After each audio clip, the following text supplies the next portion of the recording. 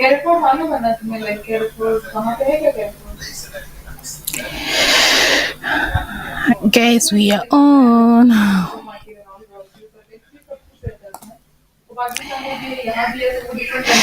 Hello, hello, good evening, everyone. Good evening, everyone. This is Jocelyn with you this night. We are on again to discuss about the affairs of Biafra and the the worries of our people back home and especially our loved ones in Biafra land and all over the world. I've got two guests with me online today. I'll be introducing them a little bit shortly. Like usual, we always have like an open discussion where we talk about so many things that bothers each and every one of us and we are going about the struggle of actualizing Biafra. So tonight is just dedicated for Biafra alone, and we are just talking about Biafra, the whole thing, until we get our final result, which we are all looking towards to getting Biafra. This is our main aim.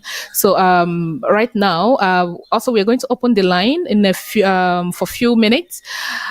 Not immediately. That will be towards the tail end of the program. We are going to open the line for people to call in to give their own contributions. Okay. As we're about to start, I would just indulge each and every one of you that is watching us. So please be civil in your comment. We do not want anyone to attack anyone on the platform. We do not need any name calling. All we need is just the togetherness. Even though we have a lot of people who have different view about the whole struggle, how we are going about it, but all we want is for people to be civil and see things from another point of view. You might not like the way things are being done. You might not like how we are presenting the show. Yes, we cannot please everyone, but our main goal and our main objective is to make sure that everyone is being carried along and to make sure that everyone gets to understand what we are aiming at, which is one particular goal: freedom. We all want freedom, except there is anyone who is right here with us that does not want to have a freedom. Fresh of breath air. For me, I need one. My family needs it. My friend needs it as well. So that is all we are looking for: fresh of breath air. And that fresh of breath air is coming in through the struggle of Biafra and then actualizing Biafra, which is our dream, which is our own dream. Our major dream is to have that, achieve it, and then build a nation better fit for all to live in, a nation that will have a sense of belonging. That is all we are looking for. Right now, I'll be introducing my guests with me on the studio. I've got two guys with me. I have Humble, and then and I have got Humble, and then I've got Obagold with me also in the house. So they'll be doing the introduction themselves. Humble is in white. If you can just go ahead and introduce yourself. But before he goes on to say anything, it's going to be all about discussion. I might throw in one or two questions, but basically I'll just leave the floor open for these two guys to tell us more about Biafra. What do we need to do to get this message spread across? Because there are so many people who are still and yet to know what everyone is trying to get across. Okay. I will let Humble to go ahead and introduce himself, and then let me introduce himself, and then later I proceed to Obagold. Over to you, Humble. Okay, okay. Thank you so much. It's a pleasure to have me on your program. I am. My names are Humble Noble Zadibe, and I am a Biafran, a legitimate son of Biafran soil. I think I don't have any other thing within my quest at this time of my life, at this time of my generation, except for the restoration of Biafra to be actualized, and any other thing without that is not a choice for me. It's a pleasure to have you all. Thank you so much. It's good to have you, Humble. I'm so pleased and I'm glad that you accepted to join me this night. Okay, just a quick one. Sorry, guys, because we have to bring in the program a little bit earlier than we normally scheduled. Please bear with us. I have Obagod with me. Obagod, please introduce yourself. I'm sure a lot of people already know you. Please, over to you. Yeah, thank you, Jocelyn. Thank you for having me today. And thank you, Mr. Ade, too. And my name is Oba Good. I'm a Biafran by birth, by blood, by everything about me. My dream is to actualize the sovereign state of Biafra. I live in Paris. So we are here to discuss the issue about the emancipation of our motherland. And at the same time, I thank every one of you that is watching us today. Thank you very much, Jocelyn. Thank you, Oba, for joining me as well. I'm honored to have you too. At least you accepted to join me on this platform tonight. Thank you so much for joining me. Okay, great. Just a quick one because I'm not going to take much of your time because I would just have to do it briefly, and then we pass the message across, which is why we are here. So I can allow you also to go and do some other things that I'm sure you have in mind to do. But before we proceed, I just wanted to ask you. Okay, because this is most people see this struggle as a young generation struggle. Okay, because they believe our elders are not really involved in this struggle. Though we've not really seen any one of them coming on board or trying to say anything regarding to the struggle. So I don't know if they're actually working from behind or if they are totally against it because everyone on the forefront, all youngsters, all young people, and most of our elders say, "You guys never witnessed the Biafran War. You don't know what it was." So anyone now clamoring for freedom or clamoring for Biafra is actually calling for war. But the younger generation these days, they seem to be a little more aggressive when it comes to the Biafran struggle. Now, is it that our elders are against the freedom of their own people, or are they afraid of what will befall them? Because I seem not to see understand the whole thing surrounding it. Because when Mazin Amdekano comes on and say things, let's say not insult, because why people think he insult is because the elders who are supposed to say the truth as it is, they kind of, should I say, scared, or they see the truth and they turn a blind eye to it. So is it that they are not in support? Is it that we only have younger generations all in the forefront of this Biafran struggle?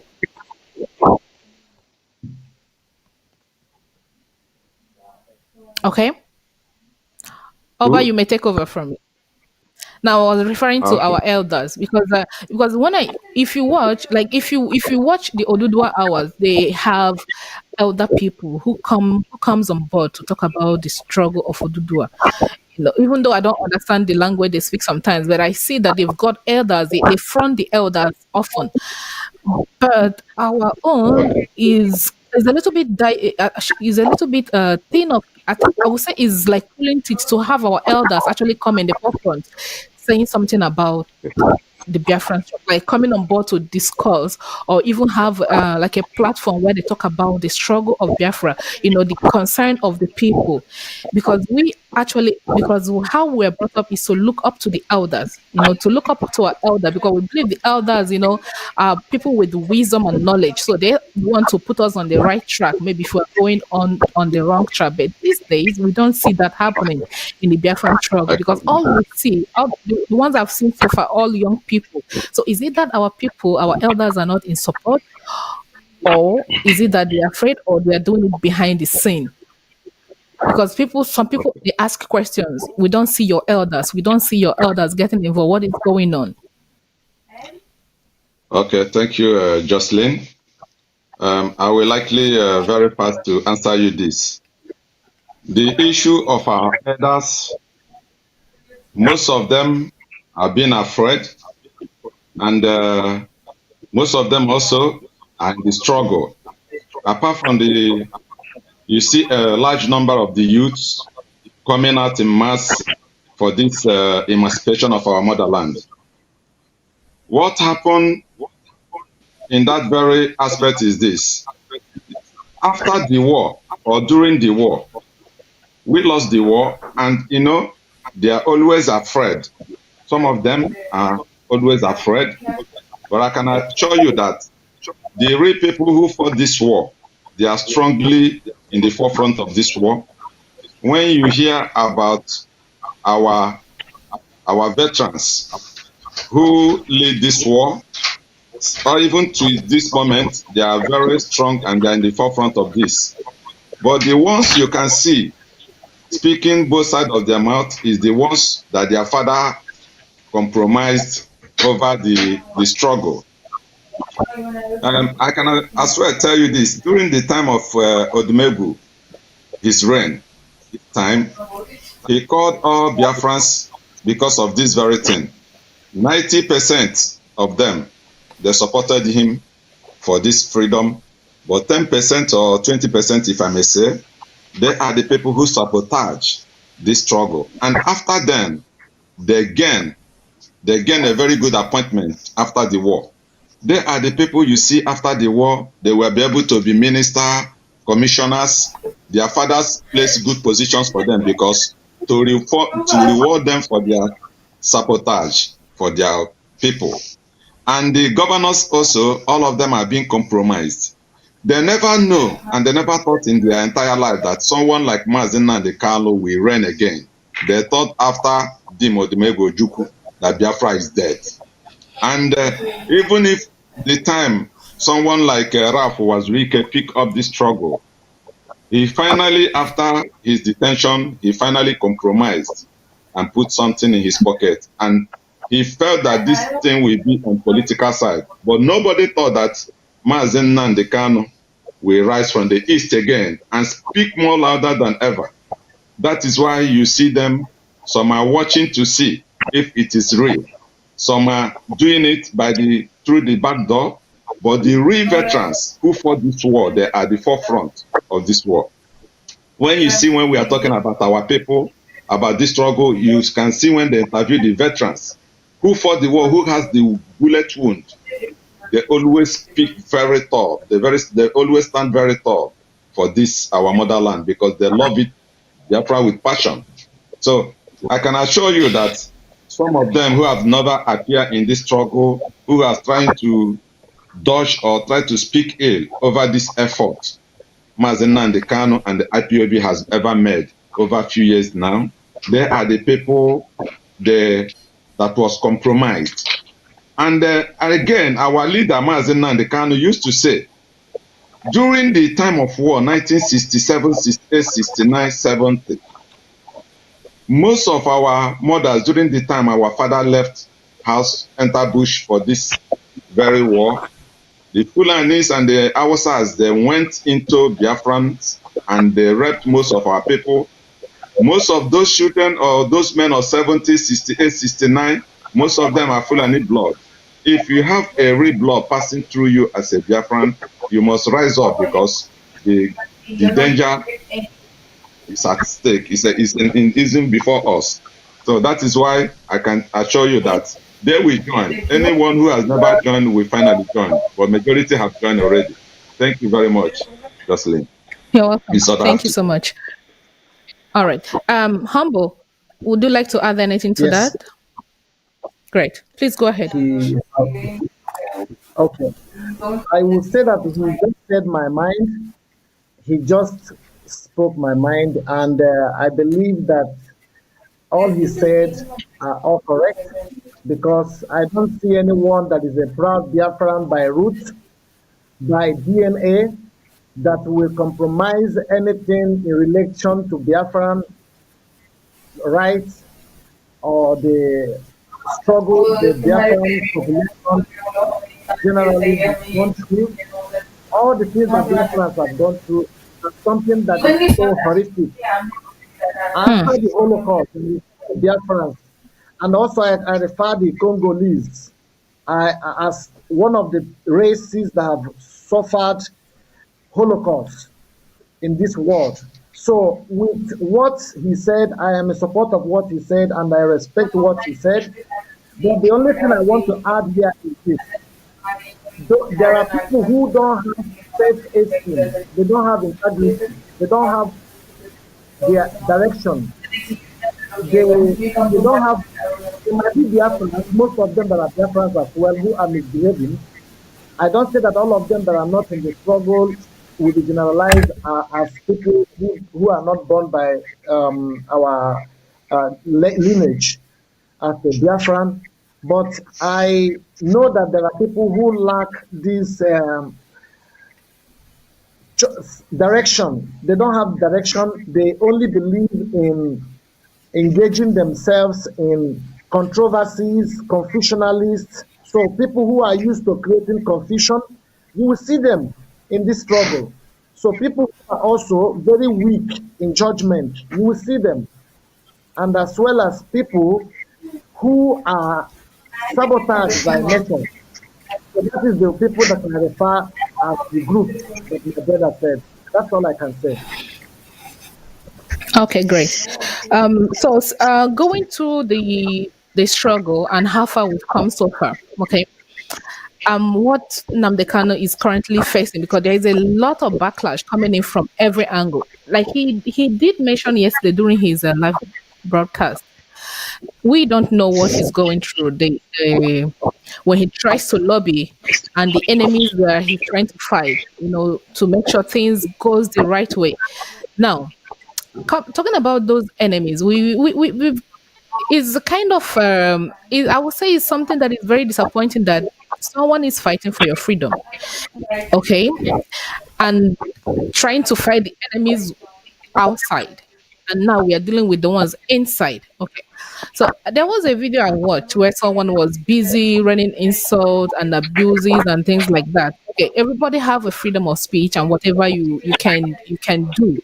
Like freedom of speech, we cannot stop people from saying their mind, which is good. But don't you think is kind of a tool used by the same enemies we're trying to fight to gain our freedom to penetrate us?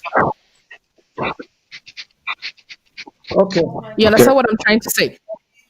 For Yeah, I instance, now understand I'm what. doing something. Okay, yeah, and someone says you did because of something I said, and this thing I said is actually out of love. I said this in out of love to try to get people to reason, but someone would see what I said differently and then try to turn the whole thing to say it in such a way that it will actually favor him and then make me look bad in the eyes of others. Okay, so Nnamdi Kanu has said something that got some people angry. Fine, not everyone will come up to say it, but there are some few people that will actually take that opportunity to come online and say things that is actually there. If you're not, if he's not a strong person, if he's not a person that has that will, that power, that ability, that consistency in him, trust me, he would have gone astray. He would have derailed in this struggle.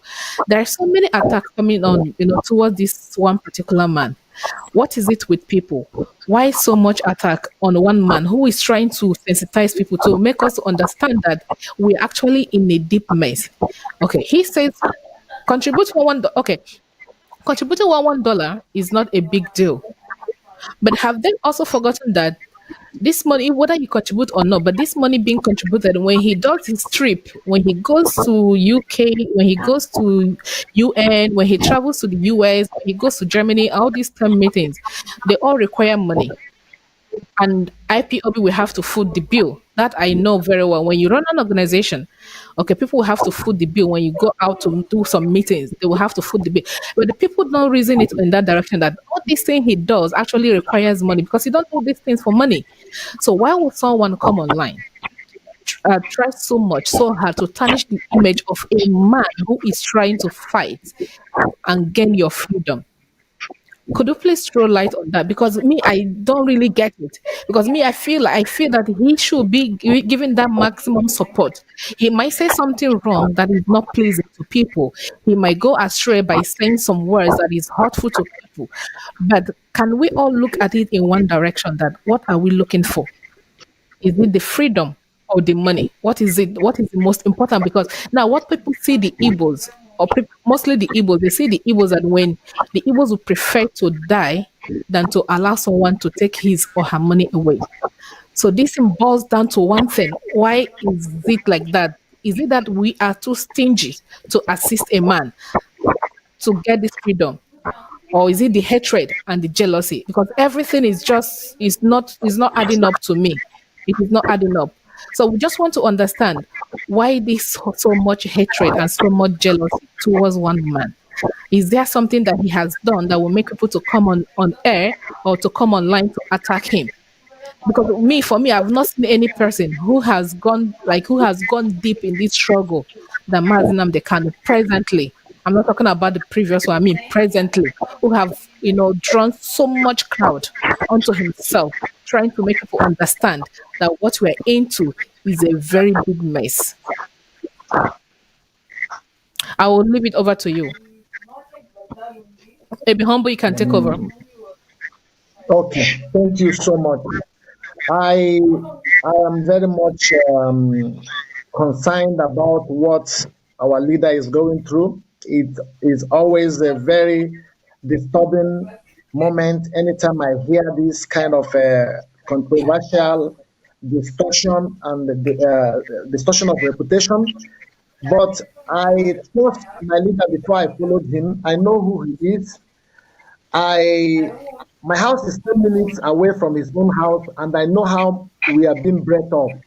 I know that he's a man of discipline, he's a man of principle, and he is a man that wouldn't leave Biafra struggle along the way. And one thing is that you will see our people have a very kind of problem, which that problem is jealousy. Number one, let me deal with the issue of jealousy, and I will draw the contrast to other reasons why they behave that way. Many people want to be them in the front. Everybody wants to be in the front, and when they are not at the front of the struggle, they feel like they are not being recognized, and you see them trying to show the negative character. It's inborn and inbuilt in us that we always try to create controversial scene. We are complicated most times because why are we complicated? We are complicated because we love to hate people without any reason. Just because we don't have good judgment, many people don't have good judgment. But I watched that man who made that comment.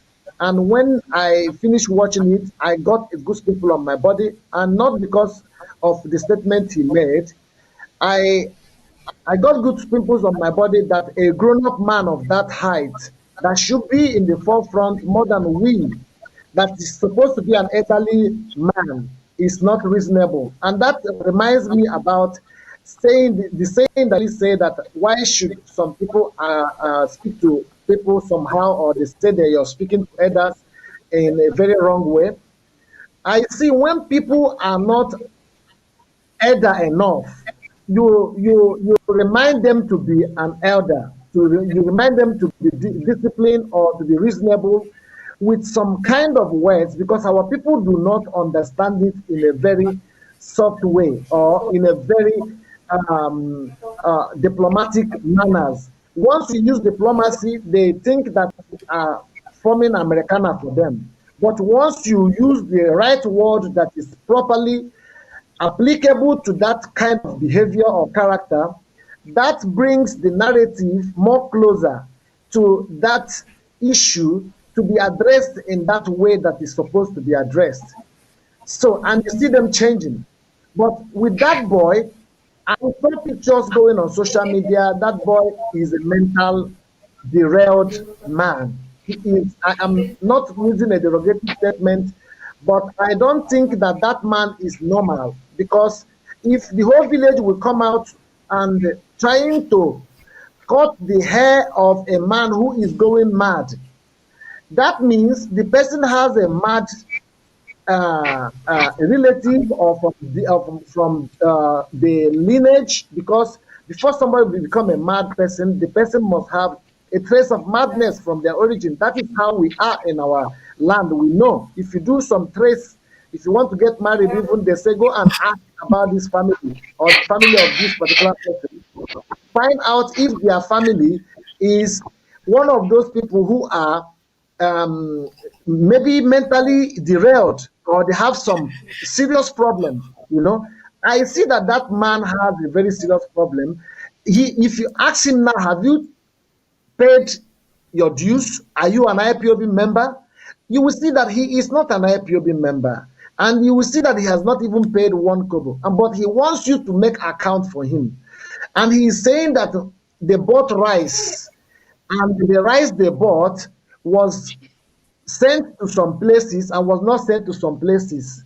I don't understand, and I don't see anybody in Biafran land that complained or came to social media or came to a place to say that the rice that was bought did not get to him. This rice was meant for people who are so deprived from basic needs, so those people who are supposed to be helped with the situation of the COVID and the deteriorating situation of, we know that there is no government in the zoo, there is no government, and there is no president, there is no vice president, no national assembly, no senate.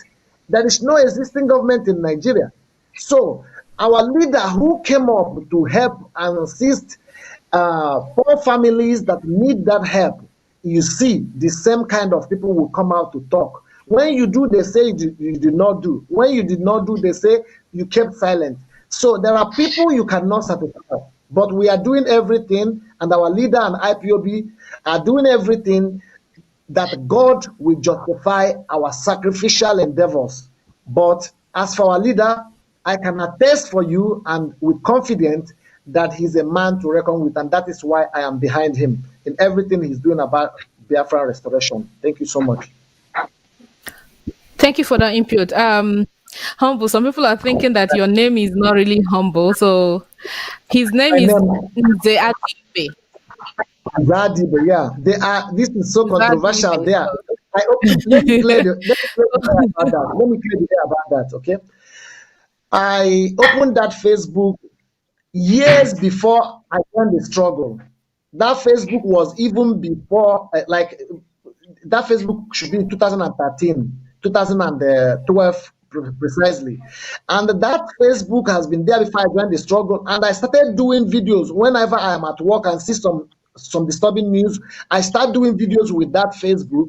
So it becomes the Facebook that I use to do the struggle. You understand what I mean? And my original name, my topic is, you understand? My name is Nana as well. You can also call me Noble. It's my real name, Noble. I even wrote it there, Noble. It's also my real name in my school certificate and all my credentials. Noble is there. Zadibe is there. These are my real name. Humble also is my real name. I don't know. My family gave me those names as names that I'm legitimate for. My grandmother also gave me some name. You know, you give names according to how you love people, and you know. Yes. So now we got that cleared. Nzadibe for those asking. Yeah, Okay. people open Facebook before the struggle. So you start the struggle before you start using the Facebook. So you get All right. acquainted with that. Yeah. Great. Great.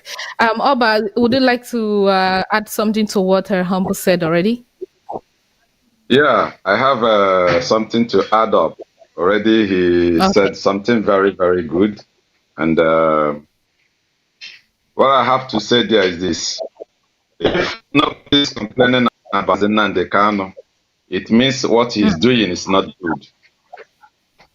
So for people to complain shows that what he's doing is perfectly. And I can as well tell you that Mazi Nnamdi Kanu, why many people lost him is because he destructively, and that is why I personally love him so much, because he always put records straight, no matter who it may offend or whatever. So whatever people are saying is not very much important. That very guy that made that video, I know him. Maybe if Biafrans and IPOB don't know, I know him as far back as 20 years ago. I know him very well. I know his village. I know his people. I know him very well. He's from our Mama, Imo State, Oru East. From our Mama. Their place is not far from Train. I know him very well. So that's why when I saw the video, I was laughing, because I know he's a madman. He lives in somewhere there, but it's not, his matter should not be taken serious, because personally, if I give a personal interview, I will speak straight to tell you that he is nobody. He's just envy about the struggle. Nobody even pay him He's a drug addict. He smokes everything. I know him when he's nothing, when he's just on the grass, on the ground. So he's always a smoker. So and Okay, a drunkard. because So just got what I would like to chip in is because when I started believing so much in Nnamdi Kanu, because there were like people were there were prophecies actually. So there was one particular clip I saw. Okay, this prophecy was made by not even a known pastor. I don't think people know this particular pastor. So I think few 2, 3 to 4 minutes into what he said, he made mention of that Biafra is God's project, and Nnamdi Kanu has been called for such a move, and that anyone who is fighting against Mazi Nnamdi Kanu is actually fighting against God. So that struck me, that really struck me. That is why then I had to add everything up together. Okay, compared to those who have been in the forefront before, they've never had such a crowd. They've never commanded such a crowd. Now compared to this particular person, now the Kanu, yes, he is, I would say, he might be brutal in his words, okay, but that is the way he is wired to pass the message across. Because if he starts to tell us things that will actually make us happy, trust me, everybody will fall asleep. We'll forget about exactly. Biafra struggle. Nobody will understand what is going on. Okay, right now, when people keep attacking him, but what we need to find out, what have you, as an individual, as a group of people, what have you been able to do? What message have you passed across? What contribution or what support have you been able to render to assist? Because what we have right now is something beyond one person. For him, he's been screaming, like I call him the voice in the wilderness. He's been screaming, he's been calling on people, he's been asking for funds, but people feel that our mentality actually is when you ask people for money, the next thing is you want to steal, because everybody is known to be thieves and rogues and crooks in that country. So when you ask for even the $1 or $1 or something, people with the next thing is he wants to steal the money, or he's begging to get money from people. But that is not the thing. Yesterday he made mention of how much was left in the, I will give you the audience, how much was left in the account. And out of that amount, four ladies were able to give 20K out of it, which is $20,000. And he also mentioned about Madam Oyibo yesterday that she single-handedly gave $100,000 for this same struggle. But why won't people support him? I will also say something later. What Simon Ekpa has been analyzing all along. Okay, this gave me a chills. Like it gives me the goosebump that we are actually sitting in our own house on top of our resources, but things are going out of our backyard to some other places, and our people are still not seeing it. They are still not bothered about what is going on. You understand? So this whole thing is something that is still what we need to wrap our head around. Try to see how we can. I know that in every we always going to have these malls or the backstabbers. We'll always have them. But the thing is, how do we go about to deal with these people? How do we go? You wanted to say something, Gold. Okay. Thank you very There was much. something you wanted to say. You're welcome. Yes, I wanted to say something because for what you just said, the issue of our people not to support this struggle. Some are supporting through the back door, but many who feel they don't want to support the struggle because of maybe Mazen and Kanu used to speak abusive words on them. I must tell you that you see these people trooping into our land, this Alamajiri and all these foot soldiers trooping into our land. There are something I know for Igbo people, no matter how stupid, no matter how daft they are, at the right time, they will wake up. You see these very people, you think they are not trying to do anything and they don't want to do anything. They will finally do, because one thing we know of our people, they don't run when the cloud is very dark. They like to run when the rain is already falling. And that is what they are waiting. They are waiting to see if the cloud will disappear or from the sky, or the rain will fall down. So if they are just staying on the fence, when they find out that this rain meant to fall, you will see them, they will take a very standard measure over it, because it's not about Mazen Nnamdi Kanu.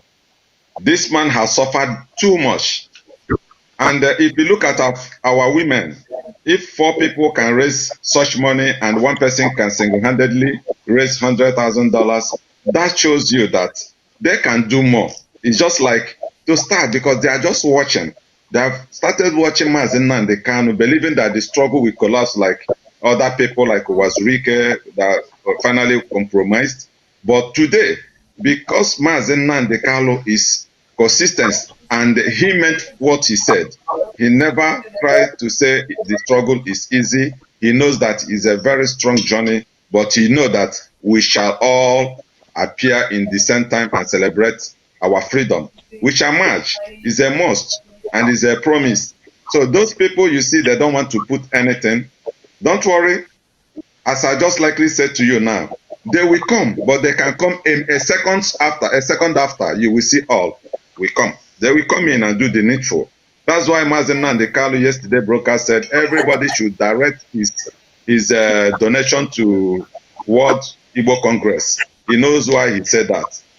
Because if they're directing it to IPOB leadership, they will say this money again, this and that. But the person they feel their group want to donate it to World Igbo Congress, let them donate it there.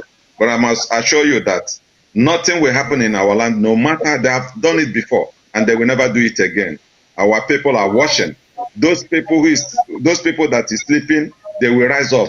The only people we have problem with is only our politicians, like the governors, the Southeast governors, who has engaged themselves into slavery and know that something very serious is holding them on the neck. But the only people who will serve them is the time Biafra will march, because we are just watching. If we march now, they will say everybody is in Nigeria, why attacking anybody? But we shall march immediately they commence. And that is what I can tell you. Every Biafrans, every Igbos who lives in every part of the world, they are just waiting, watching. Maybe the sky is just cloud. The cloud is just, maybe after some time, the breeze will disappear, the cloud, or the rain is about to fall. When they discover it's 100% that the rain is about to fall, they will do the needful. Thank you very much. You're talking about when the rain is about to fall, or when the rain is already falling, they will do the needful. Do you They know think them? They know them for this kind of crazy art. Is that a good thing? Is that actually a good kind of? Is that a good trait? It's not a good thing.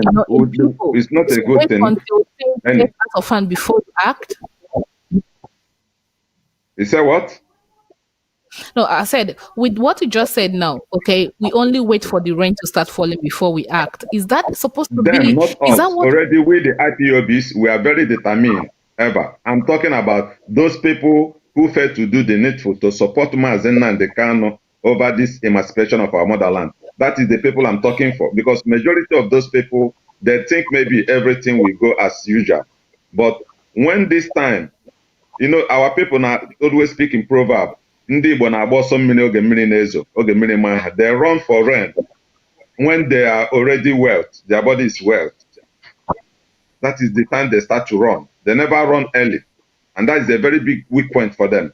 But for this generation you are seeing today, this IPOB generation, Mazen Nnamdi Kanu have taught majority, 90% of us, that it is better you run earlier than to be late. But those old fools who decide to protect their properties everywhere in Nigeria, in Abuja and Lagos, they feel that if they run earlier, maybe they can make mistake.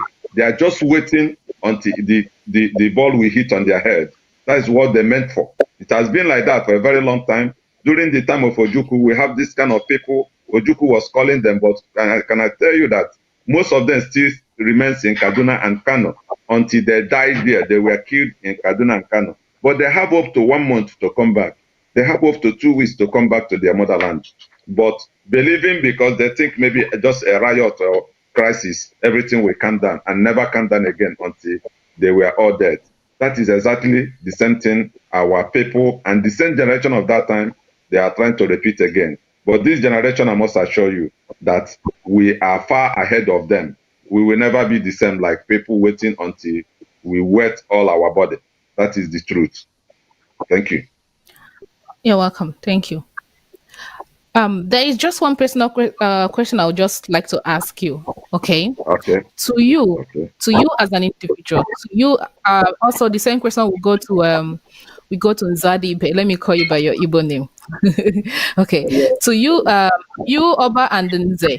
Okay, to you both. How do you see the Yeah. future of Biafra from your own point of view? Yeah. Yeah. I see Biafra coming very eminent, very, very fast, more than ever before. Biafra is coming. And I must assure you, I'm very sure that the things that will happen for you to say Biafra is about to emerge, every sign has shown itself. This very thing you are seeing today is just the sign of a dead, dying horse. They are just doing the finishing. And we are in the finishing time. Biafra will march. Nobody can stop this Biafran struggle, because one thing you must know is this. The people who died in the Biafran war, they are the people who reincarnated to us. They are the same people. That's why Biafra is a seed. They never die. When the ones that died in 60s, 70s, 80s, 90s, the same people come back again in this generation. That is why when you watch the time the army, Nigeria, the Boko Haram soldiers came to Mazen Nandekano, our leader's house, to eliminate him, you saw they share the Biafrans there, the IPOB there, they share themselves. Some take our leader out, while some decide to use their body to take the bullet. That shows you that we are existing, but we are dead already. We don't value the life, but we value the freedom. If it warrants us to take more life, but for we to go, we are ready. And I must assure you this: if tomorrow it happens that there is the war house already on the ground, I will leave Paris and come down. I don't have choice than to go and defend my motherland. That is how to show you the love I have for my home, for my country, Biafra. That is just the truth. But for Biafra, Biafra is coming very fast, more than ever before. I must assure you this. Thank you. You're welcome. Thank you so much. Thank you for that. The same question applies to Humble Nze. Yes. Okay. Thank you so much. I wish as well to commend my comrade for his answers, because his answers are very resounding and encouraging one. This is number one. Number two is I want to touch a little bit on the issue of the need for urgency, the need for strong support, financial support. I will use this medium to call on all our people, all Biafrans all over the world. It is not something that have not happened before. And this time we are not supposed to make mistake. We are supposed to correct the mistake we have made before. We are not going to take the chances we took before. That is why I urge them to contact Ohaneze Igbo Congress, the leader of Igbo Congress, and start supporting this struggle, because there is no money. Our leader have done the balance and check. There is no money in our hands, and our enemies are well equipped. Our enemies are very well equipped. If you want to wait till the rain starts falling on your head, I think by then we might get help from other people. And if we get help from other people, that is applicable that you will be one of those people who betrayed your own land. Do you want to be in the line of history, or you want to be in the line of being disowned as a legitimate son of the land? I am saying it without any kind of choosing words or losing my word. I'm saying it because I want all of us to come together and support this struggle, both the ones in the grassroots back home and wherever you are all over the world. Find nearby IPOB and join. Support this. We cannot be doing the same mistake every year and say that when the rain starts and we start running. That is the place I want to touch hands on that place. Place I want to say is, what is the future of this? Biafra will be restored either they want it or don't want it. But we need everybody to put hands together. There is nothing that will make Biafra not be restored. Our leader is making a good decision. He's making a good choice. He's also leading the struggle in the right direction. And he has not compromised for once. What we need is compromise. Somebody that will not compromise. Sorry. Anybody that will compromise the struggle of Biafra is not supposed to be seen around Biafra restoration. And that is why our leader is being so strict. Most people who misunderstand his position on many issues, those people are making mistake. Because we have seen people who have come and exploited the struggle. People like Owazirike, they came, all of a sudden you saw them become politicians. People like Omiomio them, before you see them doing parties with all Jews or Carlo in America. You see them, all of them, most of them. So we want everybody to come together. Our people cannot be allowed to be using romantic word every time for them. You have to use the proper word for them. They must come up and sit up. Mazin Nnamdi Kanu have sacrificed everything. Is very sacrificial, and he is also committed to this struggle. I don't see any way that Biafra will not be restored with the position and the way Biafra restoration is going. Everybody's waking up. We wish also to thank all the people that are making videos from the river, from the our neighboring part of Biafran country, regions. All those our sisters that are making these broadcasts every day, people like FADM, all of them, all of them, you are aware that is running this program. Everybody, your hands should be on desk. We all should put hands together and make sure that Biafra will be restored. It is a legacy. It is a sacrifice. It is a debt that we own our land. It is a debt we own to have died out of starvation. This is a debt we own our generation unborn and this present generation. And with sacrificial heart, I am committed. Even if there is a war back home, I will go back home without looking back to fight for my land and to restore the sovereign state of Biafra, because it is the holy land of the living. Thank you so much. Thank you, Zay. Thank you for the assertion. There was something, I'll just bring this also to maybe some people already heard about it on Simon's page when he was trying to analyze the whole thing. Okay.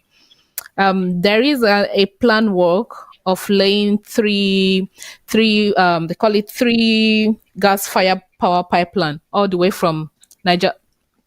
Should I say Niger Delta? Anyways, all the way from Niger Delta down to Kaduna, Kano, Abuja, and then from there to the North Africa where we have the Tunisia, the Algerians. So this is actually ongoing. And the most annoying part of this whole thing is it is coming from our region. Okay. And the same people that we are all fighting to, or Mr. Nnamdi Kanu is trying to liberate or trying to help to get the freedom, are not seeing it. You can imagine now these three fire power gas line pipelines are being laid. Okay. And the completion of this thing is supposed to take the expected time to have this completed is next year, December 2021. Okay. So this is like taking your resources away from you all the way to the northern region. Then from there Okay. to North America, to North Africa. So the people that is clamoring that the Igbos are going to dominate them, the Igbos are this, the Igbos are that. They are the owners of, yeah, this is in your land and this is your resources. Okay, you own everything. And the Biafra struggle or the actualization of Biafra will actually give you the right to your own resources. It will give you the sole right to whatever you produce in your land. No one is coming in to interfere and no one is coming in to take. Okay, so now would people now prefer those that say they are against Namdekan? Would they not prefer that foreigners or those ones who claim they own Nigeria, would they prefer to live in such a state with them when they will come into their own house, take their stuff, what God has blessed them with, and develop their own land all the way to North Africa without you benefiting anything from it? Because when you go to that region, okay, they've got polluted water, their land is polluted. There is no good thing. You see people living in they call it thatch house. They use like stick and things. They build these houses together and they live on top of water, and that is very dangerous. It's not healthy for people to live in such a sorry state. Okay, so now the thing is, my people from that region, what is it that you want? Would you Okay. prefer to live in such a state? Would you prefer to live in a country whereby your resources are being taken away from you right before your nose? Or would you prefer to join hands with Mazinam Dekano to get your own freedom? Then you can manage your resources. You can employ whoever you want to employ to manage your resources for you. That is up to you, because what you are looking for is a federation whereby when we have this struggle, when we have this nation actualized, it's a confederation. You manage your resources. Nobody is coming from Igbo land, or nobody is coming from Abia State, Anambra, from Enugu to lay claim of what you have. Nobody is going to do. Why are they not seeing it? Why are people not seeing this path? So why is it always that Igbo will dominate? Igbo will dominate because based on what has happened even during and after the war, Igbos were denied coming in back to their job, even to their houses. They lost everything. So why is this fear among our people? Why is this fear? Why is this fear among our people? Is it that they are? Is it that they are? Is it that there is kind of a voodoo that is holding people in a bondage? Or are they enjoying the fact that someone will come in from the northern part, take your resources and then give it out, sell it, embezzle the money? Because I don't still get it. Why are people not seeing what we are seeing? Most people are seeing, because if not for Mazen and Dekano, I don't think all of us will all be here today asking for Biafra. I don't think so. Because now this nation is not working. Nobody is benefiting from it. As you can see, Aso Rock is empty. Everybody's screaming. Aso Rock is empty, but people do not still have the guts and the mind to stand up, ask questions, to stand up, go into the street, ask people, bring them to account. Nobody is willing to do that. So why all these things? Why are all these things going on? We're talking about our people from the riverine region now, because me, I'm focusing on them because they are very important. We want them to see. We want the veil on their eyes, on their face to be lifted, for them to see the danger that is actually ahead of them. Because if they don't come into this struggle and waiting for consultation, trust me, when this whole flood comes in, they will all be swept under. So I would like you to say something to them, Gold. If there is anything you can say to them to still make them understand that this whole thing is not business as usual. We mean it now. It's not like this is no longer a child's play. Let them understand that with this whole thing on ground, with your resources being taken away from you, this is what you're losing day in, day out. But when Biafra come, this is what you're going to get. We just want this to sink into people. We just want them to understand it. Okay. Thank you very much, Jocelyn. Coming to the issue of our brothers in the Riverline area, I must to tell you this. They are just jealous about Mazi Nnamdi Kanu. We are brothers. We are one people. We are all Biafrans. And something I need to say so that everybody can hear it very clear today. When you hear about that Niger Delta militant and everything they did, actually the Kubo used to lament every day. Personally, I myself, I here is a member of Egbesu, Asawana. For real. So we are all in that struggle. My two own brothers are part of the people who stand very gallant to defend them. And when you hear about Niger Delta militant, they are saying that it's a job people. Not many of them, they are Igbos. There are many people from Imo State, many of them. It's not when they said Sali Dokubo used to beat his chest. Doesn't mean that everybody there is a job. They are even we are the fourth bag because I am a member of Egbesu. If anybody knows there, we can bring him online. I will tell him what he's supposed to know to say to confirm me. So I'm a member too, and my brothers are the forefront, even in the sea or whatever they call it.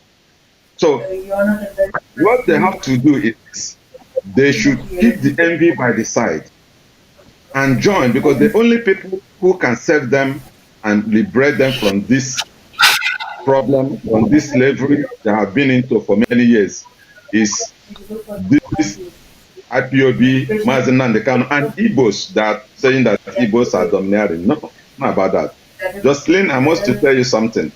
When you look at the whole Nigeria as a whole, it's not a proud, not some. I have said it before, and I will still say it again. We, the Igbos, despite we are not much in the government, we have not earned much in the government, despite our compromised politicians. I can tell you, if you go around the whole Nigeria, bit by bit, you will see that we are the most successful tribe in the whole Nigeria. It's not bragging. But we are still the same people who cried most because we know the value of freedom.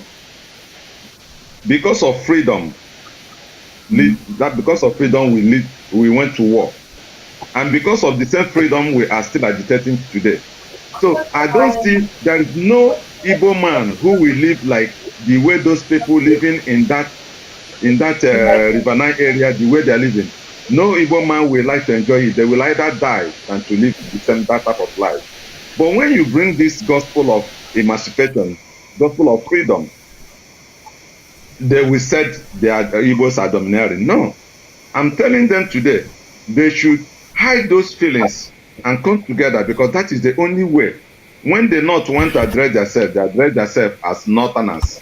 But I don't see the reason why the time we will address ourselves, we now talk about Southeast and South-South. That is nothing. It's not even important. And now they are seeing gas. They are laying gas to all these African countries and South Africans, those North Africans also. And they are seeing it. Yes, sorry. So as they are seeing those things, they will never rise up. They only lament and continue to lament, defending something that is not in existence. If they are carrying out Niger Delta Republic, these things, the world have never discovered that. What the world knows today is Biafra. Because Biafra has been a country, despite it lasted for a few months before we move into war. So the only thing that will help them to stop that pipe, that gas line pipe that they are laying direct to unknown destination, is Biafra. And Asare Dokumbo, I'm sending this message to you. You are one person. You are not a majority. You are just a one person. No matter how you roll, like you claim to roll like a lion, it's not only by rolling. You can't do it alone. It's only in a team we can do what? All of us can be free. So I'm just sending message to my brothers living in River Nile area. They should not be discouraged from any person. Whoever, no matter whoever you are, don't be discouraged. Come and belong. Come and keep on the line. If we are together, this thing will stop. We can, I swear, do it together. But if this is left for you, you will still be there living on top of the water. That is very, very, very, very bad of it. So I don't know if it's because of the Suya you people are eating, or the cow meat the Biafrans are eating, or I don't know exactly what the Northerners are importing to our land that keeps, even in the whole South, that keeps them mute. I don't know, because in the South, that is where you see people celebrating their oppressors. That is a very shocking story, I cannot tell you today.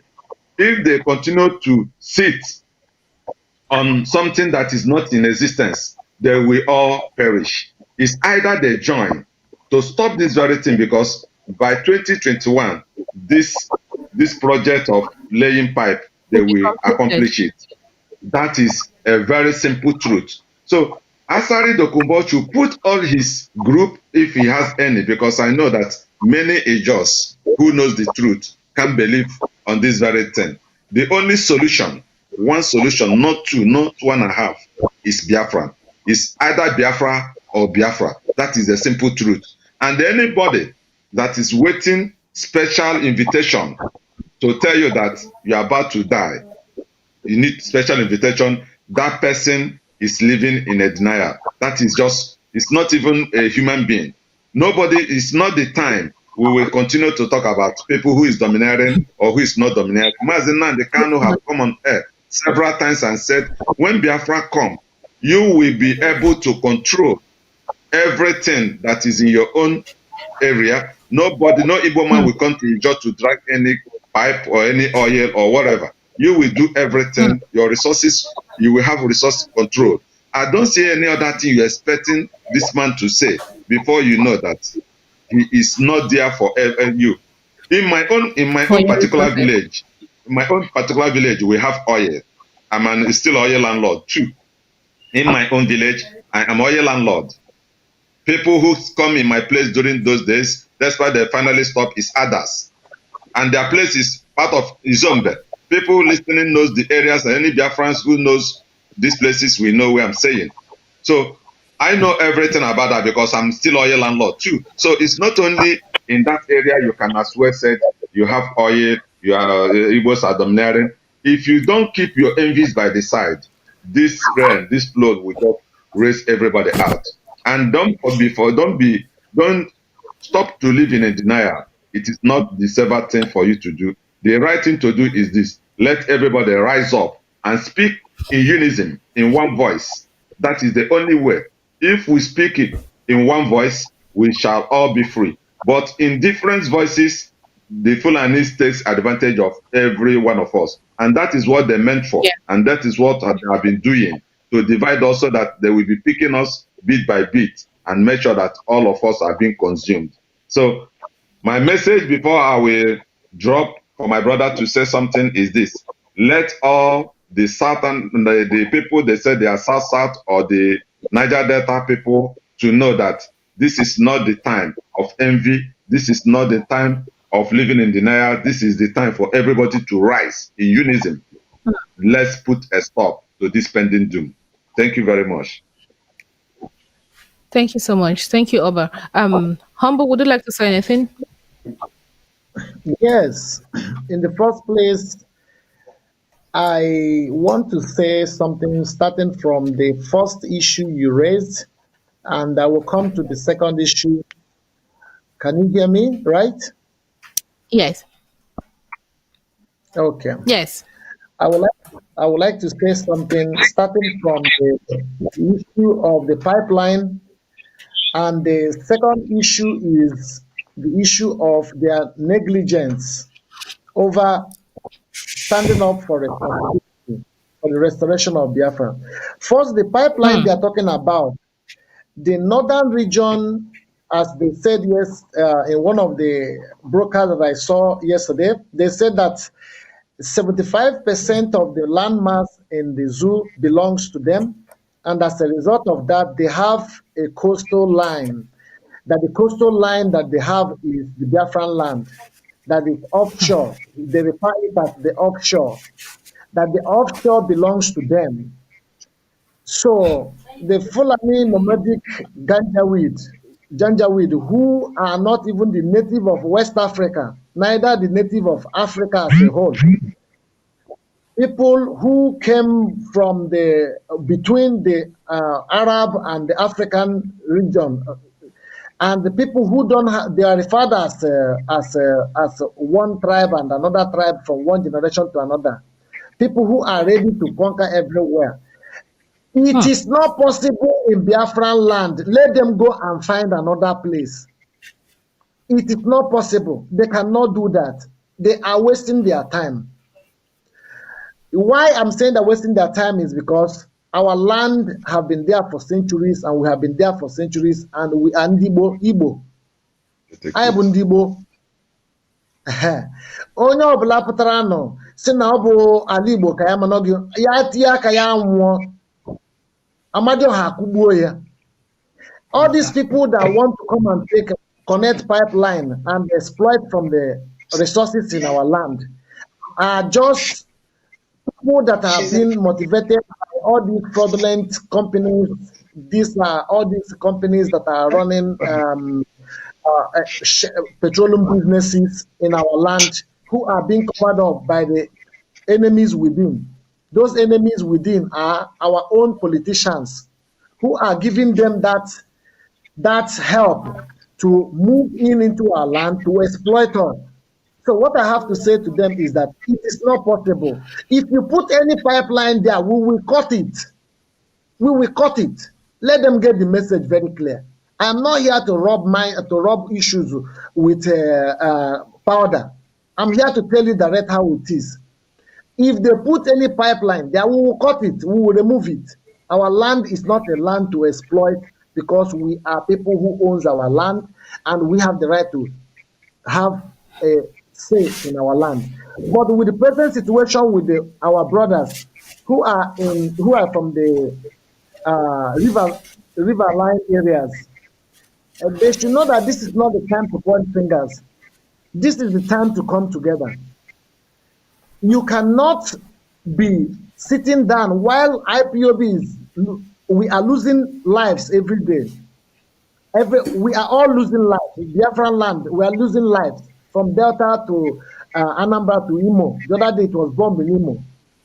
To Umuahia, Operation Python Dance. We are fighting for a collective interest, a collective problem.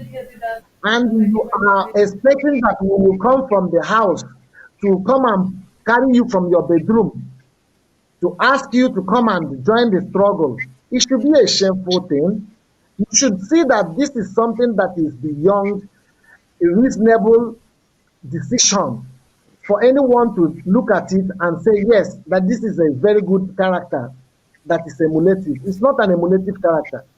We are not instigating things that doesn't exist. We are telling you the reality. You are seeing the killing in your eyes. Nobody that doesn't know that we are being killed, nobody that doesn't see the daily indiscriminate killing of our people, even people who are only riding keke, nape, all of a sudden you see them, they will be killed. You see people, hawkers, see all of a sudden stray bullet from police will kill them. Every day we are losing somebody. And tell me, the life we have lost from 1945 till today, it's more than 7 million people. Does this worth it with your action at this moment? The action you are taking is an action that would jeopardize your own generation. It's time you stand up and look at the challenge before us and take responsibility. Take the full responsibility. Take full responsibility of what you are supposed to do. This is a responsibility.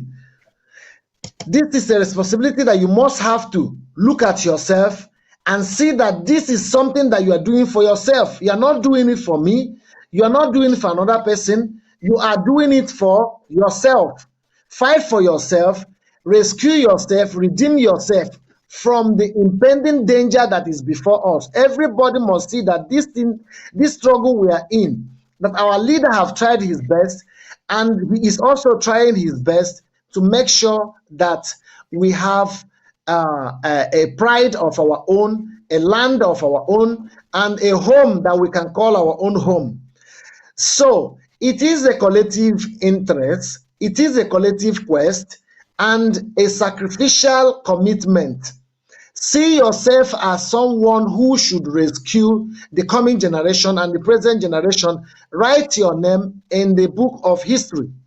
That is the reason why I will urge everyone from the riverline areas, our brothers from Ejo, from Ibibio, from Efik, from Bayelsa, from Kalabari, from Calabar, from Iguacha, from Idu, from Anambra, Imo, Enugu, Ebonyi, wherever you find yourself, know that within the territory of Biafran soil, you are a bona fide legitimate son of the soil, and you have every right to fight for your freedom, have your freedom, manage your government and your resources, as our leader said it. Nobody is going to marginalize you or make you minority, because the system of government that we are promising is a system of government that will assure you a better future for your children, for your own self, and for the coming generation. It is not something that have to be based on a market, buy and sell, and after tomorrow you don't know, you don't have a future. And again, you see, every politician will come every 4 years and promise you the whole world. One company will come and say they want to start cleaning the oil spillages, oil spillage within the inflicted oil river line areas, the small canals, the lakes within those areas, and the rivers within those areas. They will buy the youth, they give them money, they give them high salaries for only 1 month, for only 2 months. The job will finish, you eat the money, and everything finish. Now, another company will come and tell you that you have to protect the pipe for them. Another person are sharing the pipelines to everybody, different individual. Have you seen any of your uncle or any of your brother that have a pipeline in those areas? Why should somebody come from Castina? Why should somebody come from Douara and be the chairman of oil petroleum NMPC, Zoologic Petroleum Company, or whatever they call them, or they come from OPEC, Shell, NMPC? All these companies, they are there to exploit you and for their contract to finish, and they will go. Once Biafra is restored, you have restored the pride of your land. You have your own, at least, commissioner of police of your own. We will have our own military that will protect you, the police that will protect you, security institutions that will protect you. You will have a lot of institutions that will be working on the interests of everybody. So that is the reason why I encourage you all to be sacrificial for the restoration of Biafra. And I thank you all, because Biafra will be restored. We must have to continue. Thank you. Okay, great. I just thank you so much. Thank you, Humble. I just wanted to say something regarding the laying of the pipelines from the backyard of our region, Niger Delta, Yes. so-called Niger Delta, down to the North Africa. Okay, so they said the main purpose of doing that is for the industrialization of the northern Nigeria, not even Nigeria as a whole. Okay, see, now let them just see, when they take these resources away from us to develop another place, leaving us behind. Go to the Niger Delta area. I don't think they have any good manufacturing company that can even, that people will be proud of, that they are gainfully employed. Even the so-called oil companies, for you to even get a job in the oil company, I'm sure you have to lobby to make sure you get a spot in the oil companies. For those who are actually working in oil companies now, will say it is God's grace that put them there.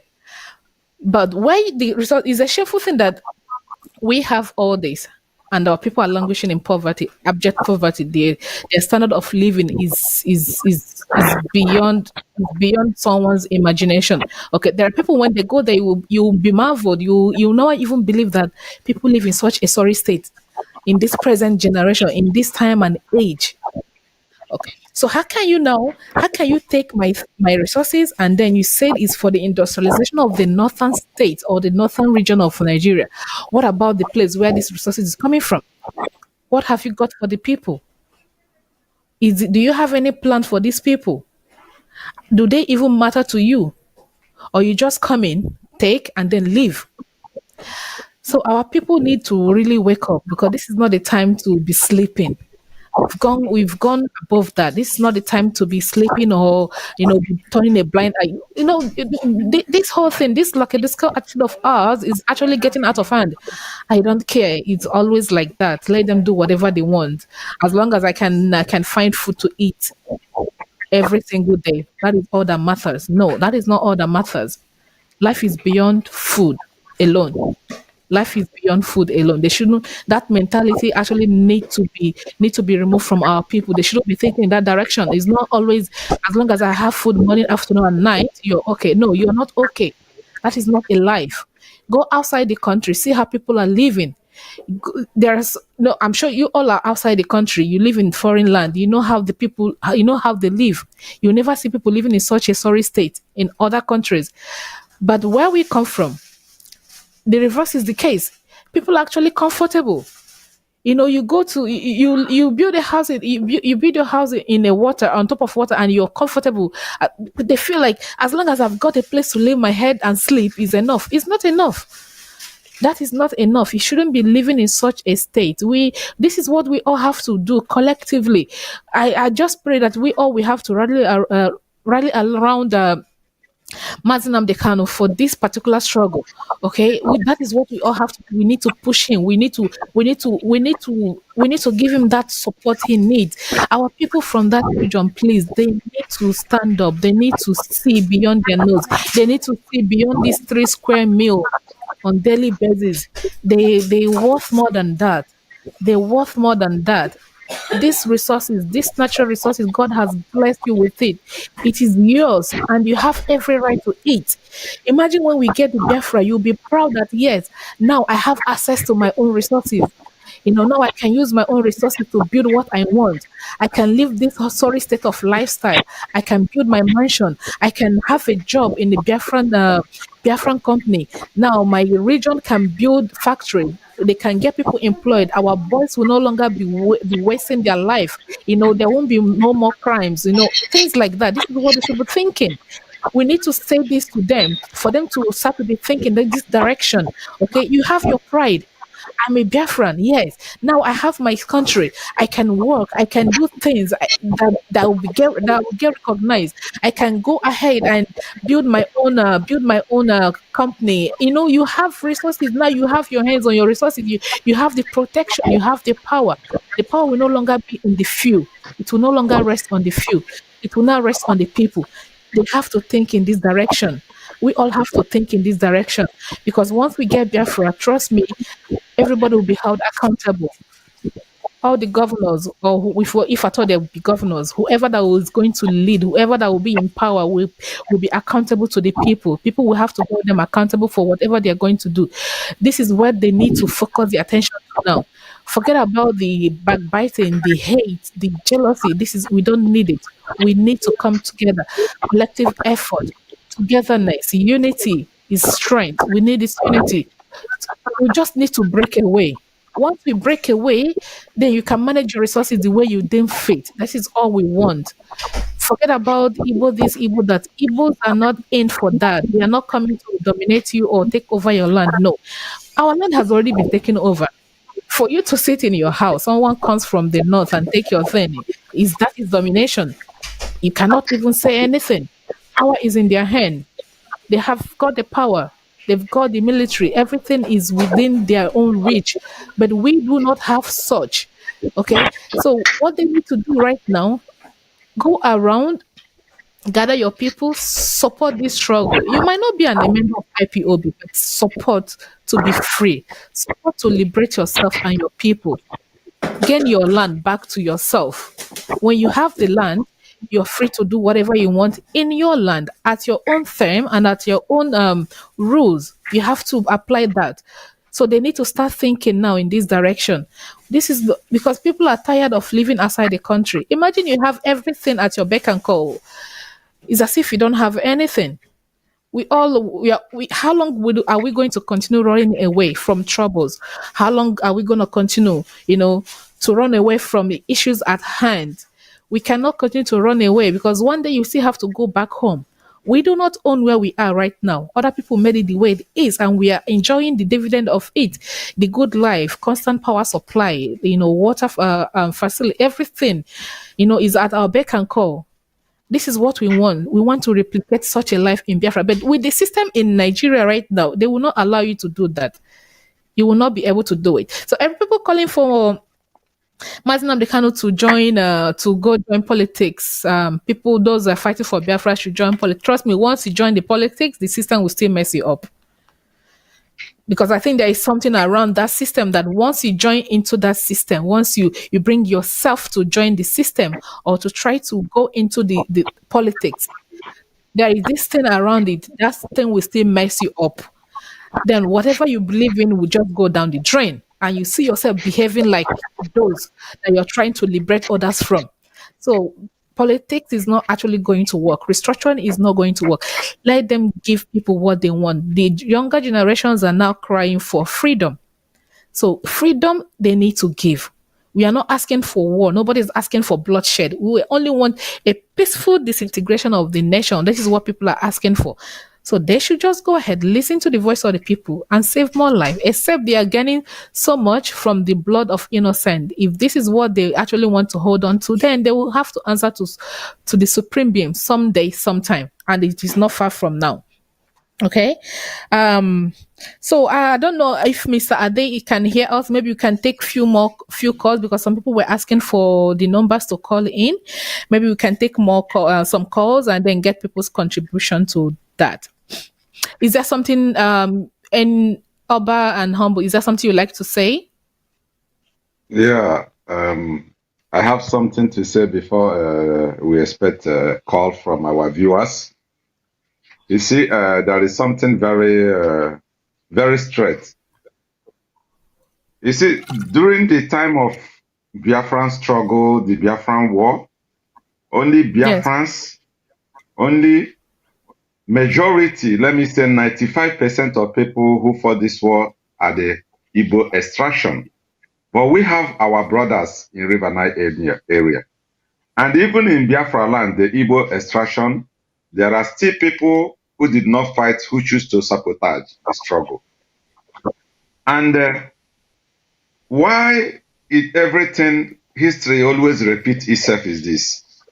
When you are talking about our brothers in River Nile area, during the time of Biafran war, had it been most of most of our brothers there, they all joined up together to fight these monsters then.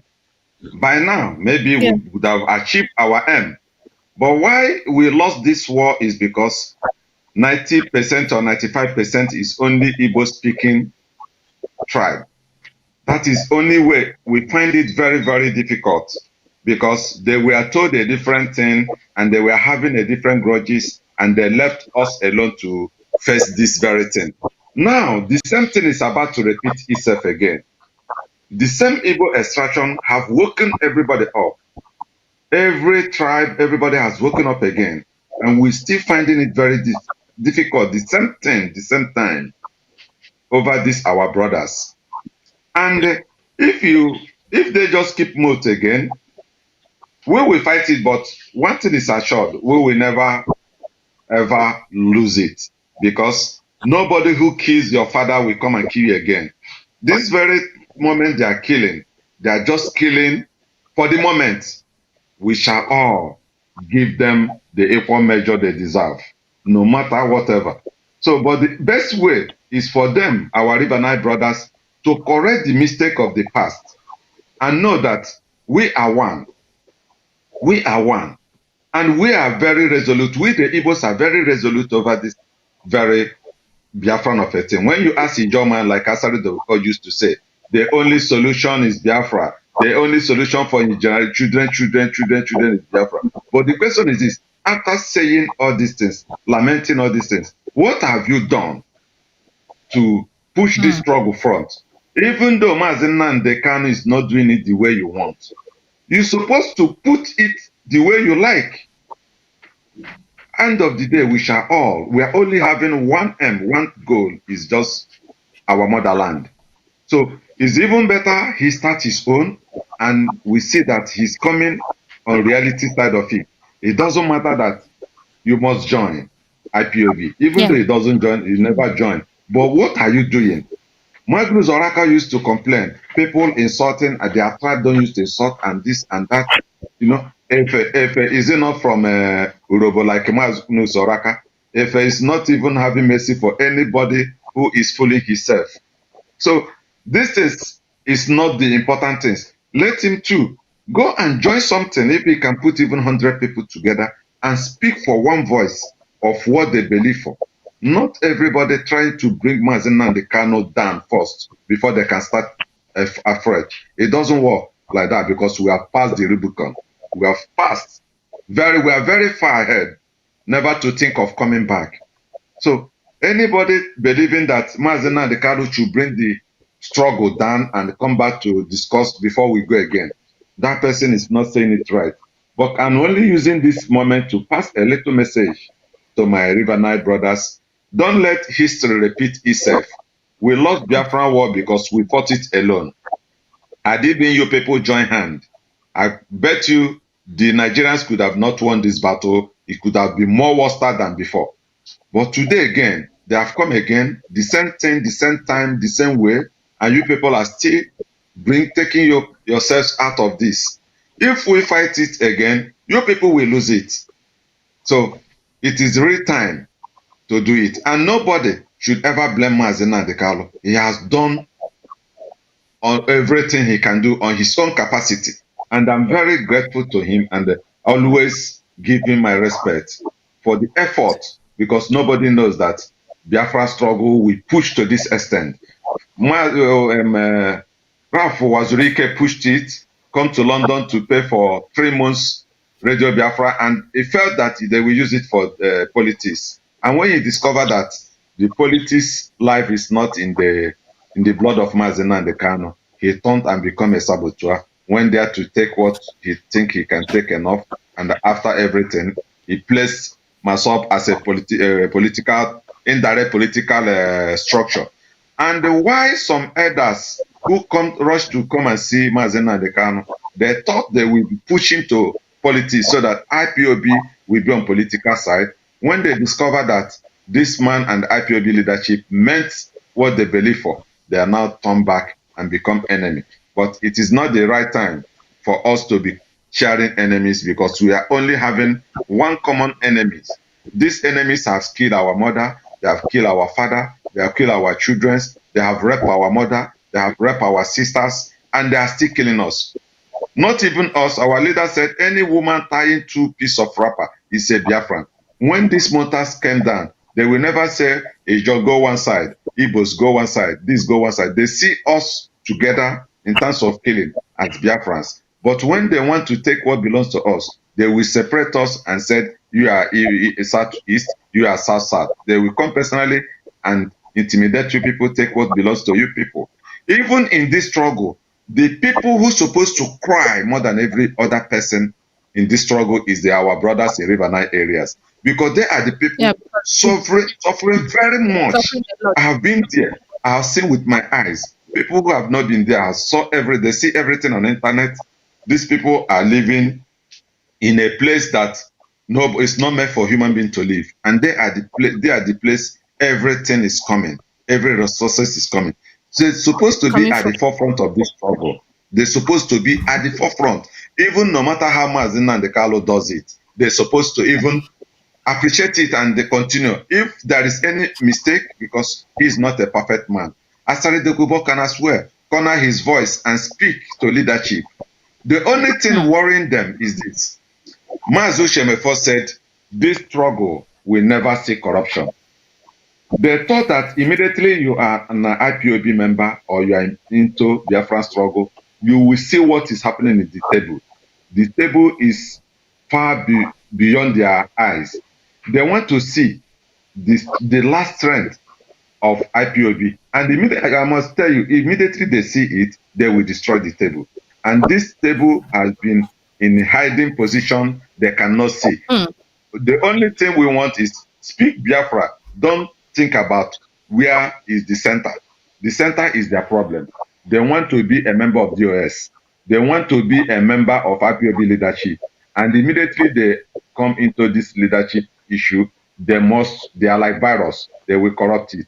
You can be in DOS, but you will walk gradually, and you will be confirmed that you meant what you believe for before they can even as well tell you this is how it goes.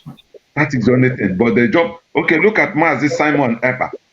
Mazi Simon Ekpa has been working very hard, regardless of Facebook challenges, regardless of the abuses, regardless of whatever things that is happening.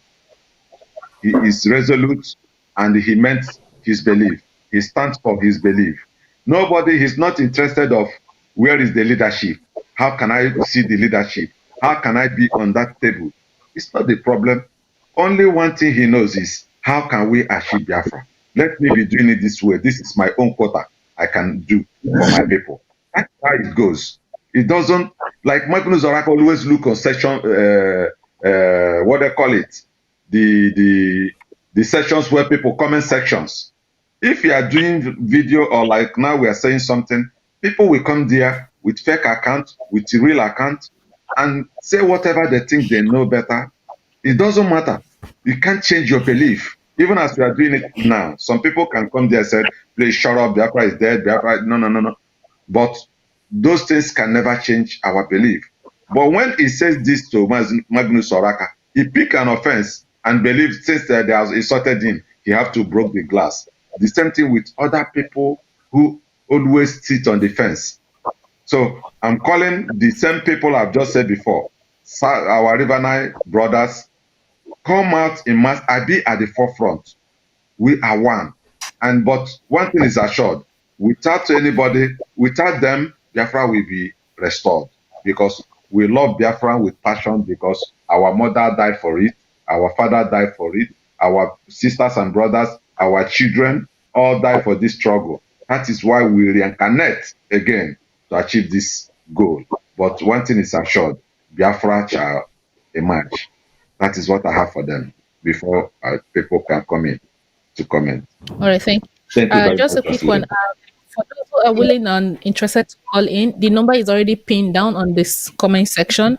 You can call in. It's a WhatsApp number only, maybe for 30 seconds. Just make your contribution, and that is it. Okay. Before then, I'll just go straight back to Nze. If there is anything you'd like to add to what Oba has already said, if you have any more contribution, you can go ahead. Okay. Thank you so much for giving me the opportunity. My word for my people is that we have come to restore the pride of our land. And as long as we have come to restore the pride of our land, no table will be left unturned. No decision or nothing will be compromised. They should get this point very clear. We as people, as the indigenous people of Biafra, if you watch what our leader said that if you are a true son of Biafra, you will not be talking about, I am from this side, I'm from that side. You have to be committed and be doing something. You have to be a comrade that have a sacrificial heart, to sacrifice, to be committed, to show that you are a true son of the soil. You are not supposed to be looking for one problem from this corner, from that corner, trying to find fault. Because if you are someone who is looking for fault, you have a problem. Because if you look for fault, you will have you find a problem. If you look for weaker cannies, you will find those people that are weak. So you will be left there stagnant. So what I have to tell them is this: all of you should wake up. This is the time for us to stand up for our land. This is the time we have to sit up and look back for these 160 years that we have been amalgamated together, and see when we have been even governed by the British governors, when Nigeria was a state whereby governors are being governed, the British governors. You cannot derive your potentials in that kind of governance. Even the time that they say that they have independence, that is not an independence. That was another level of colonization. And today we are now, there is also another level of colonization. They come up with one colonization system to another one. So as long as they bring one stage of the game and bring it to another, we should now be seeing that we are above compromise. We should learn from our past and see that we are one people. We are not different people. What we go through is what we use to teach ourselves, a lesson that will lead us in future. The past has gone. We are in the present. Should we be talking about the past and ignore the present challenge before us? The present challenge before us is that they have come to our land. If you look at the buses they are coming with, you will see that all the things they are bringing, all the people they are bringing are terrorists they are bringing. And these terrorists are not living in the human premise. They are living in all the bush, in our bushes. Now, where do we farm again? What is the provision that the government made for your mother and my mother, our fathers, our sisters and our brothers? Can't we also enjoy our traditional benefit, our culture, that we can go to our farms and farm and get cash crop, get our fruits, come back with pride and eat them as people who are natives of the land? Are we going to sit back and watch ourselves be enslaved again by another black people or another brown people or another pink people from nowhere? Can't we see that we have enemies? Let us fight the external enemies and conclude with the external enemies and come back home. And again, I see people saying, if you don't come to table and agree with each other, sign a contract or sign this one with some region, with other region, are you going to sign a contract to be free? Are you not tired of becoming a slave? Are you not seeing that you are now being enslaved by the same people who are connecting pipeline from your land going to Northern Africa? When you don't get any dividend, any benefit, our leader have said it, you will manage your resources. I know why I want to repeat this again, because they always say, because why the Igbos want us, because they want our oil. I want to tell you something now. In Abia State, we have oil. In Imo State, we have gas. We have resources in Ebonyi. We have also resources in Bayelsa, in Iguacha. We have in Anambra. We have in Delta. We have in Igodomigo land. We have in all nooks and corners of Biafra land, we have resources that will be sufficient enough that we will have a collective support that will be for the interest of everybody, for the betterment and for the growth of our society. As presently as we are talking, there is no good hospitals. You saw it when the COVID-19 was there. There is no government. You saw the weakness of the people you trusted your governance into their hands. You saw how they neglected you, even the palliatives that was meant to share for all. it was shared only within the northern region, and other parts, which are the Biafran land, natives of our soil, did not have the benefit or the dividend of a shared and collective resource that was also donated by our sons. Now, ask yourself this question: why do they hate us? Why is it that anytime they want to share the palliative, they call you Igbo? And whenever they want to share, they want to a political position or share another thing or treat you or kill you, they call you Yamini and Igbo. And whenever they want to share palliative, then they call you Niger Delta, South South, Southeast, Lower Niger, Middle Belt. All those things that do not have meaning in our land. Is there any language or any word that is in semblance or in resemblance or in connection with our dialect or our language? There are none of these Niger Delta. If you look at the meaning of Niger Delta now, okay, you will see that the meaning of Niger Delta is just a name that doesn't have any single meaning. And these names do not show any attribute to whom we are. We cannot subside and compromise our identity to be led down by people who don't even give us respect, to give us names that we will be proud and be answering like slaves. So, in summary, here is this. We have come to the point of the point of our history, where and when we must have to stand up and look at our challenges before the mirror and look at ourselves also through the mirror and ask ourselves, are we here to redeem the cost of the pride of our land, the interest of our collective growth, economical growth, academic growth, infrastructural growth, innovation? And you talk about the medical system, which is completely dilapidated. There are no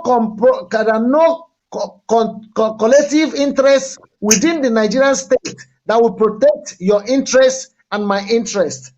The only thing they do is they kill you with their militia groups, which are the Fulani herdsmen. And when they kill you, they now ask you to arrest them. And once you bring them to the police station, then the people you brought them that they should be arrested will be released from the back door. And these are the same people that call themselves one Nigeria with you. And the same people that look at you and also despise you with the same resources that is in your land, they buy arms and kill you with that same resources, the money they bought with that resources. Are we not ashamed? If our mumu never do, then let us remember that this rain that wants to fall, that if it falls, that it will beat everybody, no matter where you are. It is not going to choose region or where you come from, or it is going to be for everybody in the whole Biafran land, because they don't refer you as their own sons and daughters. They refer you as an infidel. I am here to remind you that those people, those same people that refer you as an infidel, are not better than you. You are more better than them. And this time you have to stand up. You have to stand up to redeem your life. Thank you so much. For everybody that wants to call, thank you so much. You can call in.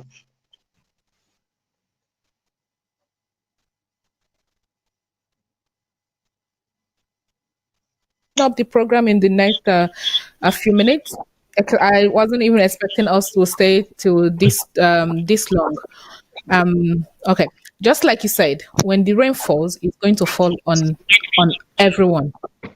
So they should not also forget that these people, what they are out for. Their only aim is to conquer every land and dominate every region. So they will not only come to the Igbo speaking region and say, okay, this is where we want to conquer and then occupy. No, it is all, both the Yoruba land, both the Hausa, they've already been conquered. It's like they're living at their own mercy. But the Igbo, the southern region, Nigeria, this is their main target now because they want to take over everywhere. And when they start the killing, they want to take out every single one, even children, kids, no matter how old you are, they are in for it. So our people, this whole thing, is it going to go down without a fight? Because some people are saying it's going to be done peacefully. Others are saying these people don't, they are not the type that hears or that approach issues with peace. So is it going to go without a fight? Is it going to go without blood being shed? Our people are actually in a big danger back home. They are surrounded. What are we doing about it? For those of us coming on and ranting and then is calling You me, have a call. we got a call. Hello, good evening. Tell us your name and where you're calling from, please. Sir? Yeah, my name is Francis. I'm calling in from Dublin.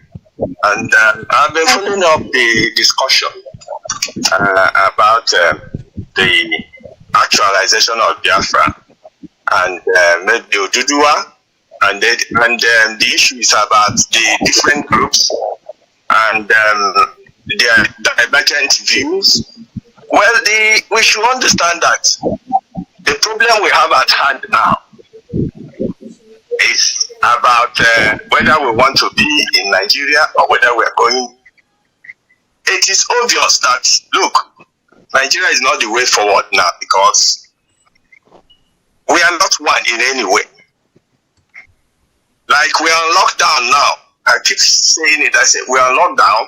People are strategizing maybe to make a war with the people in the south. They are pushing down the Janjaweed. Some of our governors, they are not responsive. They are not reacting to it. In the news now, they say that some communities in Abakaliki were attacked. People in southern Kaduna, they were attacked. Okay, and every day we keep seeing them trooping down. What measures have been put in place to safeguard the lives of people in these villages now? We have all these organizations been talking on the radio and they say Nigerian police, Nigerian army and all those things. But you see that most of those structures on ground is not working for people, it's not protecting the people. The people are exposed to these dangers from the herdsmen coming to attack them in the farm, attack their homes, throw them into wells. And we have Nigerian army, we have Nigerian police. Nothing is done to safeguard the people. So if we keep, speaking grammar and we are discussing, pointing finger here and there, in fact, we don't know that we are already in a war. We're in a war because when somebody comes to your land and wants to take it, and saying that what you have, your land, your resources belong to somebody in Jigawa, and they try to enforce it by force. That person should be met with all resistance. Self-defense is a right. It's a right. So I don't know what is being done now to safeguard the people who are in danger now in all these places I'm calling, where things are happening already. Thank you. Okay. Calling in.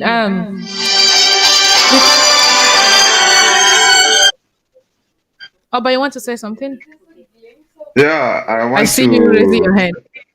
Yeah, I want to say something for what our brother just said. I must to tell you, my brother, it's just like we are trying, but our trial is not enough.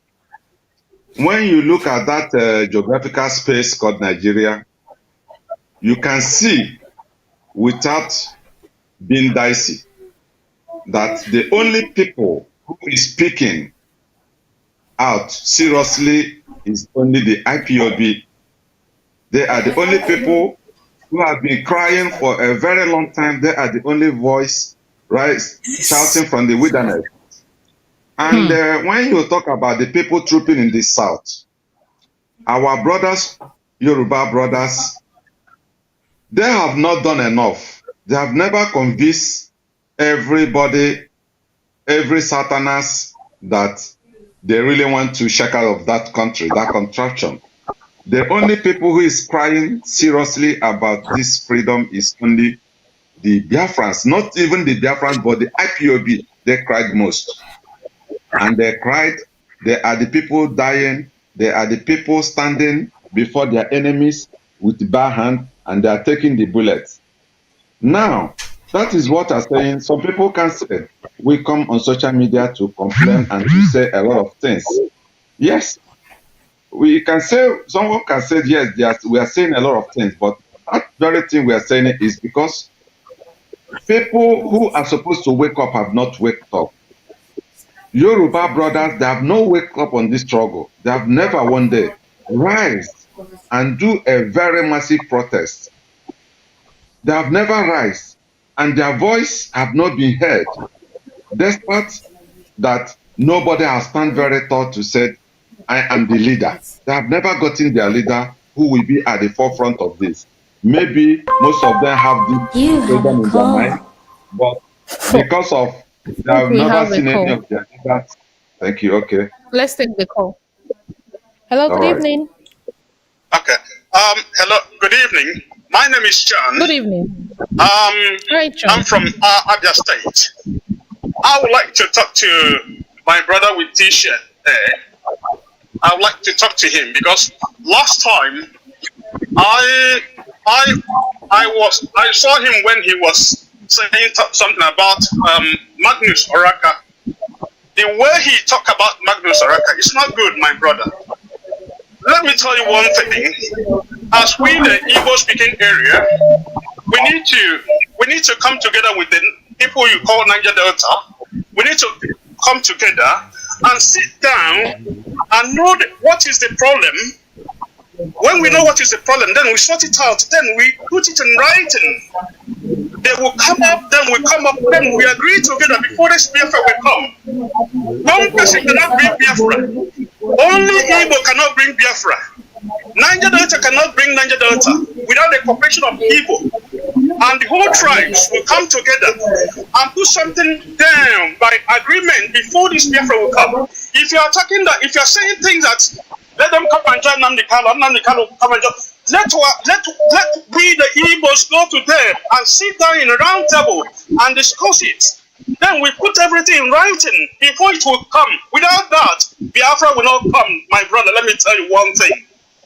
Don't insult anybody from Niger Delta. They are our brothers. We need to talk together. We need to sit down together before things will work. We the Igbos, we cannot get it, only us. We cannot bring Biafra. When we come together, then we talk and sit down and talk and put everything in writing before Biafra will come. Let me tell you, my brother, please. Magnus Oraka is our brother. He's saying the good things. Everything that guy is saying is truth. Let us speak the truth. After we do that, we go to Oduduwa people, we talk to them. With good respect, we have to respect each other before this Biafra will come. If we are talking, we can't talk with these people. We can't work with these people. This Biafra will not come, my brother. It won't come. It won't come. We need to respect each other. We need to respect each other. I'm Igbo man. I have to respect the Ijaw people. They know the history because the way our arrogance makes them not to accept us. That is why we are doing. That is why all things is going this way. Most of my people, the way they talk to other people is not good. We don't need to be rude. We don't need to insult other people, other tribe. If we want to make this Biafra to come, to be achieved, we need to come together and sit down. That's what they want. And sit down and put everything in writing. That's what they want. And put everything in writing before everything can be achieved. Without that, we are wasting our time. Let us call a spade a spade. Thank you. Bye. Okay. Thank you so much, the caller. Can you hear me? Yeah, I can hear you, man. I can hear you, my brother. Okay. I thank you for your advice. Can I respond? There is echo. There is echo on the background. Yeah, because I see that. Okay, let me see that one.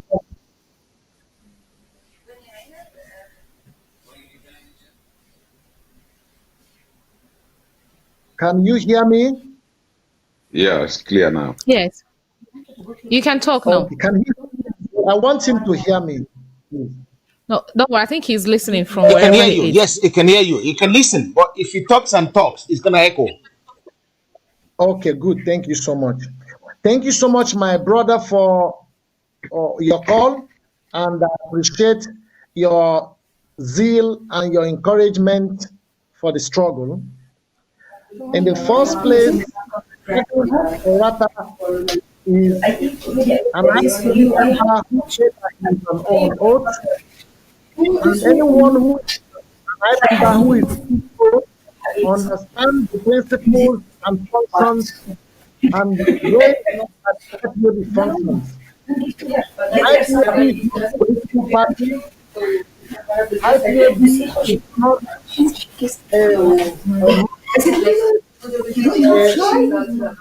a membership organization. IPOB is not going to respond to people, individuals. IPOB is a body. IPOB is the indigenous people of Biafra as well. IPOB is working in guidelines with the norms and charter of the self-agitation under peace process. And everybody understands that either you are from Niger Delta, either you are from South or Southeast, as you can call yourself, we all have respect for you. But what we are saying is that we have to put the narrative in a good perspective. We have to know that we must have to understand that whatever we are doing, that we are doing it for ourselves.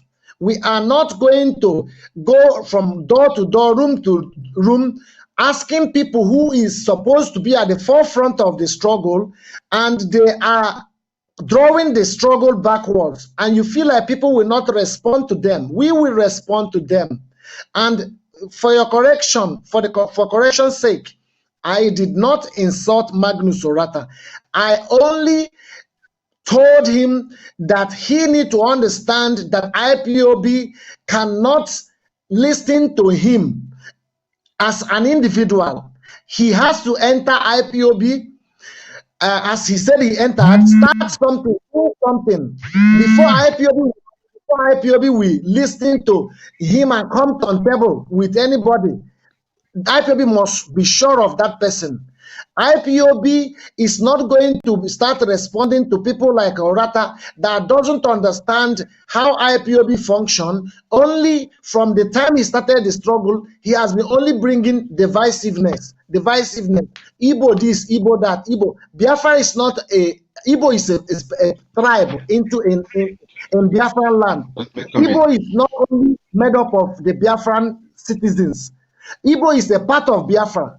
So if he's saying that Igbo should go and sign agreement and do agreement with them, or do the, because he always talk about Igbo. Biafra is a collective nation, for collective interest for everybody to be successful and have a great future. But if somebody is sacrificing his life like Mazen Nnamdi Kanu, with the remark that Magnus Orata made and said that Simon Ekpa, why is he referring Mazen Nnamdi Kanu as a supreme leader? This is where I have a problem. Samuel Ekpa has the right, and he's matured enough to make his choice, and as well as Magnus has the right to make his choice. So if he said that Mazen Nnamdi Kanu is not our supreme leader, I want him to open up a body and manage the body for 1 or 2 months or 1 year. If he manages it well, we will join him. So I want him to understand that we, as the indigenous people of Biafra, have called upon everybody to join the struggle for the liberation of our people, for the liberation of our land, and for the progress and well-being of every part of Biafran soil. Because this is what we are fighting for and what we continue to fight for. We are not interested in people who are bringing divisiveness, distraction, disrespect, because you cannot say that IPOB are insulting people when IPOB are not insulting people. They are telling you to stand up. We have elders who are misleading our coming generation. These are the people we are talking about. We are telling them to wake up, to do the needful, to do the right thing. Now, Fulanis are in our land.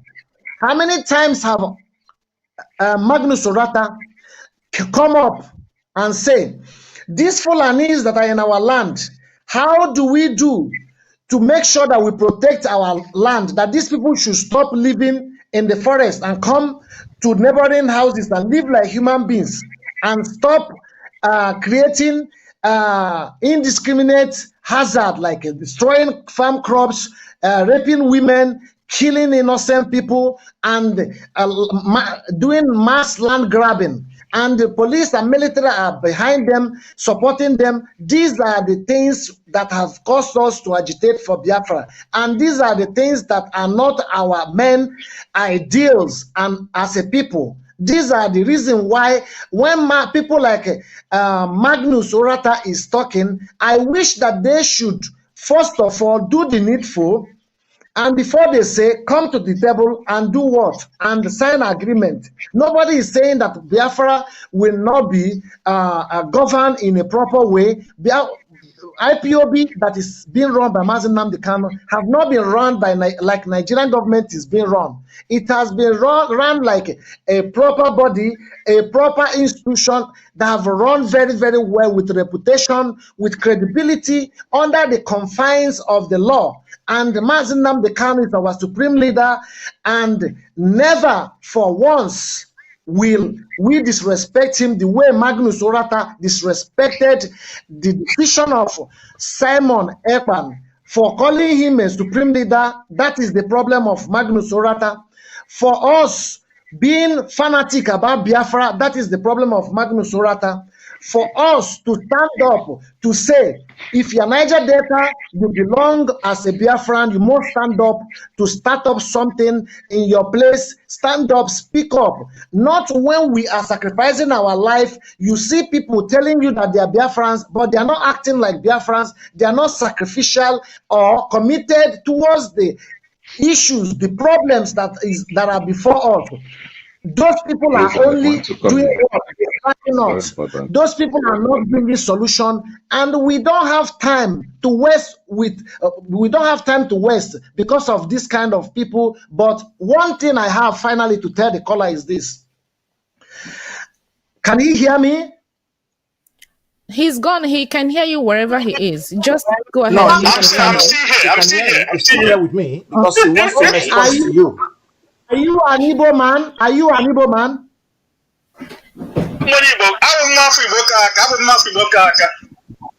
Okay. Are you an IPOB member?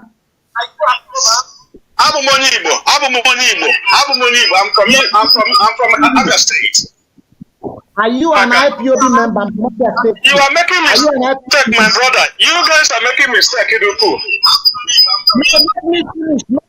I want you to allow me to finish. I allowed you to finish. Please. I need a collective understanding here, and we will get to somewhere with this topic. Okay? I ask you, are you an IPOB member? A collective understanding and we will get to somewhere with this topic. Go ahead. I'm from Abia State, precisely. But I'm not IPOP member. I'm not registered to IPOP member. But, Thank you. But I'm a Biafran. Okay, hold on. Do you support what IPOB is doing? Okay, hold on. What action?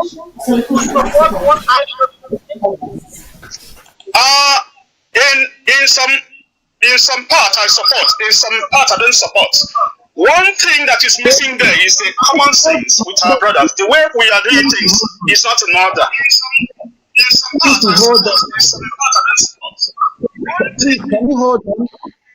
Can you hold on? Like this will take us too much time. If we continue to emphasize on this argument, it doesn't work like that.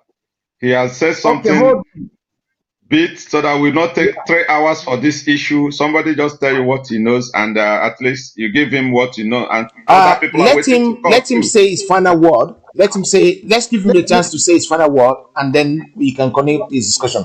Uncle, say your final word, please. Yeah. Okay. Thank My you. final word is this. My people, we the Igbos, we are making a big mistake. If we want Biafra to come, first of all, we need to come together. What is the problem of the Ivorian people? Then we sort it out first. Then we can come together. When we come together and sort things out, we will sit together down and sort things out. They will know their stand before this Biafra will come up. Without that saying people, are you IPOP member? Come and join. Come and do this. It's not gonna work, my brother. I'm telling you the truth. It's not gonna work. You're wasting your time. Whether Magnus or not Magnus, those Nigerians, they have leaders. They have leaders. We need to go there and talk to them and sit down with them. Do you want me to continue, or yeah, continue, sir. Continue, sir. We need to do things on dialogue. We are not in old century nowadays. This is new century. This is 20th century. We are. If we want to do something, you can't tell people, come and join, come and join, come and join, come and join. No. We need to go there and know what is the problem. Then we sit down and sort it out. Then we can come together. From there, no trial can defeat us anymore. If we don't do that, coming to say all these things, you are saying, IPOP is this, IPOP is this, you are this. We cannot get it, my brother. Let's tell ourselves the truth. It's a waste of time, this thing you are doing here, saying, come and join, are you IPOP, are you this? It's not going to work. Okay, can I say something as a mediator between the two of you? Because one of the most important things I do in life is to make sure we come together and defeat our common enemy. We have a common enemy, and the common enemy must be defeated, which is the most important thing. I see sense in what you're saying, sir, and I see a lot of sense in what IPOB are doing as well. I will tell you let them come together. Let them come together and join these Ijaw people. Not insult anybody there. Let them stop. Mr. Ade, I would like to come in. I would like to chip something to the man before, maybe after he must have left, or even. This is what I wanted to say. I wanted to take the number and we will have a conversation between all of us, right? So that we can iron things. The best thing is the way forward, not the way backward. Anything we want to talk, let us talk it here. No, Uncle, it doesn't work like that. The young man on the show, it doesn't work like that. Just, I'm gonna give it to you to resolve. It doesn't work like Uncle, that. I'll let you go. Right? I'll take your number later on and I'll call you back. Yeah? Stated his own feeling, his view, he waits, and then we reply. Many other people have other things to contribute also, but I have something to say about that. Okay, go ahead now.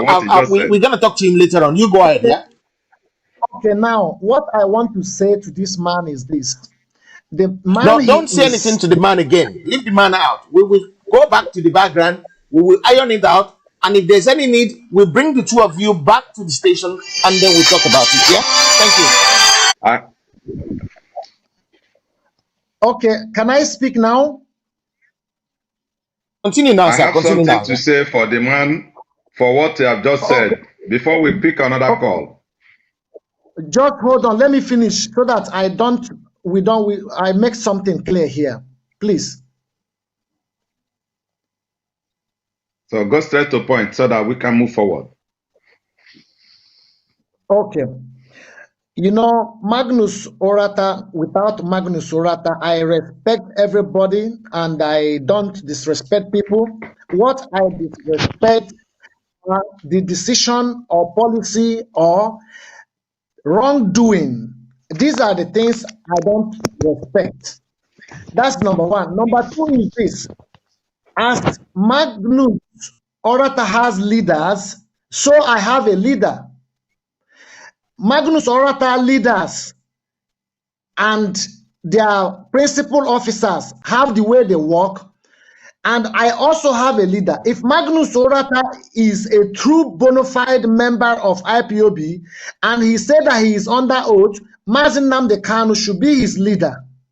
But if you say that Mazi Orata has his own leader and we should obey what his own leader is saying, which is Mazi Nnamdi Kanu is not a leader or not a supreme leader, or that we are insulting people, or that we should come to round table and sign a signature. Let me help you so that we cannot take this matter to 3 hours. Please, can I come in so that we go to another stage? Not this man. He said something good. Maybe the other side is no good and the other side is good. If you continue to take hours on one word, other people are coming. People are on the line to call. We can't only talk about Magnus Oraka. Magnus Oraka is a person. He's our brother also. So that's what I tried to say. I want to say something so that we can move forward, because he has spoken too a long time on this issue. Thank you so much for what you said. Let me finish what I'm saying, okay? Thank you so much. What I'm saying here finally is this. As an IPOB member who is under oath, he has to at least respect the leadership of IPOB. And if he don't respect the leadership of IPOB, I don't see any point he's making. So that's all I have to say. Since he don't respect the leadership of IPOB, I don't understand what he wants us to do. Nobody insulted him, but we are telling him that he must have to respect the leadership of IPOB. That's all I have to say. Okay. Jocelyn, can you hear us? Yes, I can hear, but I'm saying something, okay? So what we are trying to, the thing we are in now is not something that has to do with individual. This is a collective thing, and it's something that has to do with life and property of our people, okay? Magnus this, Magnus that. Me, I'm not in for that. What we're in for now is how do we come in to get and save our people? Our people are in danger, guys. These guys, our people are let me help you on that, because we need to move forward. Yes. We need to move forward. This whole struggle is all about how to face the enemy and then how to get the enemy out of the land, out of the way. This is what we need, a way out and a way forward to this whole situation. That is my major concern. Thank you. So thank you, Jocelyn. The time we have now is not the time of individual or to keep on consulting people. We have passed that stage. And Magnus Oraka is not supposed to be an issue. He's our brothers. He's the Riverine area people, they are our brothers. And I don't think we have any problem with them. It's only individuals that always are the front to say there is problem. And for what we are discussing on this platform today, nobody has spoken any ill about anybody. We only try to encourage them to confront so that we can go as one voice. And there are something my brother who just called now just said, IPOB or not IPOB, Nnamdi Kanu have said it many times. It's not a must that you must be an IPOB before Biafra will come. But he said, even if you are not IPOB, do something, but let your voice be on the same goal. It's not about sitting one place and comment or say something. And I must tell you something, and everybody watching us today, and I've said it before. The problem we have in Biafra is not this generation. Our problem is from the people born of 1967, 68, 69, 70s. These people, majority of them, is truth, because my father is at the forefront of that struggle. Majority of them, Fulani pregnanted them, and they give birth of unknown people who answers our name.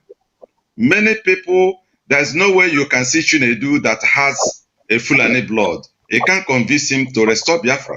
He will never be there. He must bring a distraction. and he will always be an issue. Our problem is not these new generations, despite the people that has given birth to this part of the generation too. So anybody who is a real Biafran, who said is a real Biafran, we don't know Biafran because your name is Ifeanyi or Chinedu or whoever you think your name is. It's not that makes anybody a Biafran. The person we know as a Biafran, that somebody who has some idea and put it into practice. There are something my parents used to tell me, and I practiced it when I was a child. In the house, we can be quarreling in the house. Maybe with my cousin brother, we can fight, make too much trouble when we are a teenager. But when we go to school, I see him fighting with somebody or somebody fighting him. I will forget the enmity in the house and join hand and fight that person. After we must have finished the fight, I pick up my shirt or my school bag again and go to house. Maybe in the morning we see ourselves, either we said, how you there now, how far? Or we still keep manners. So the stage we are now is not the stage we put ourselves together to start to form a meeting or any other thing. This is the stage we leave the enmity in the house and face the challenges before us, because these people are on the ground and we are talking about consulting and consulting. This consultation of a thing has been done many years back, and I don't think anybody thinking about consulting Igbos and no Igbos, this person has nothing to offer.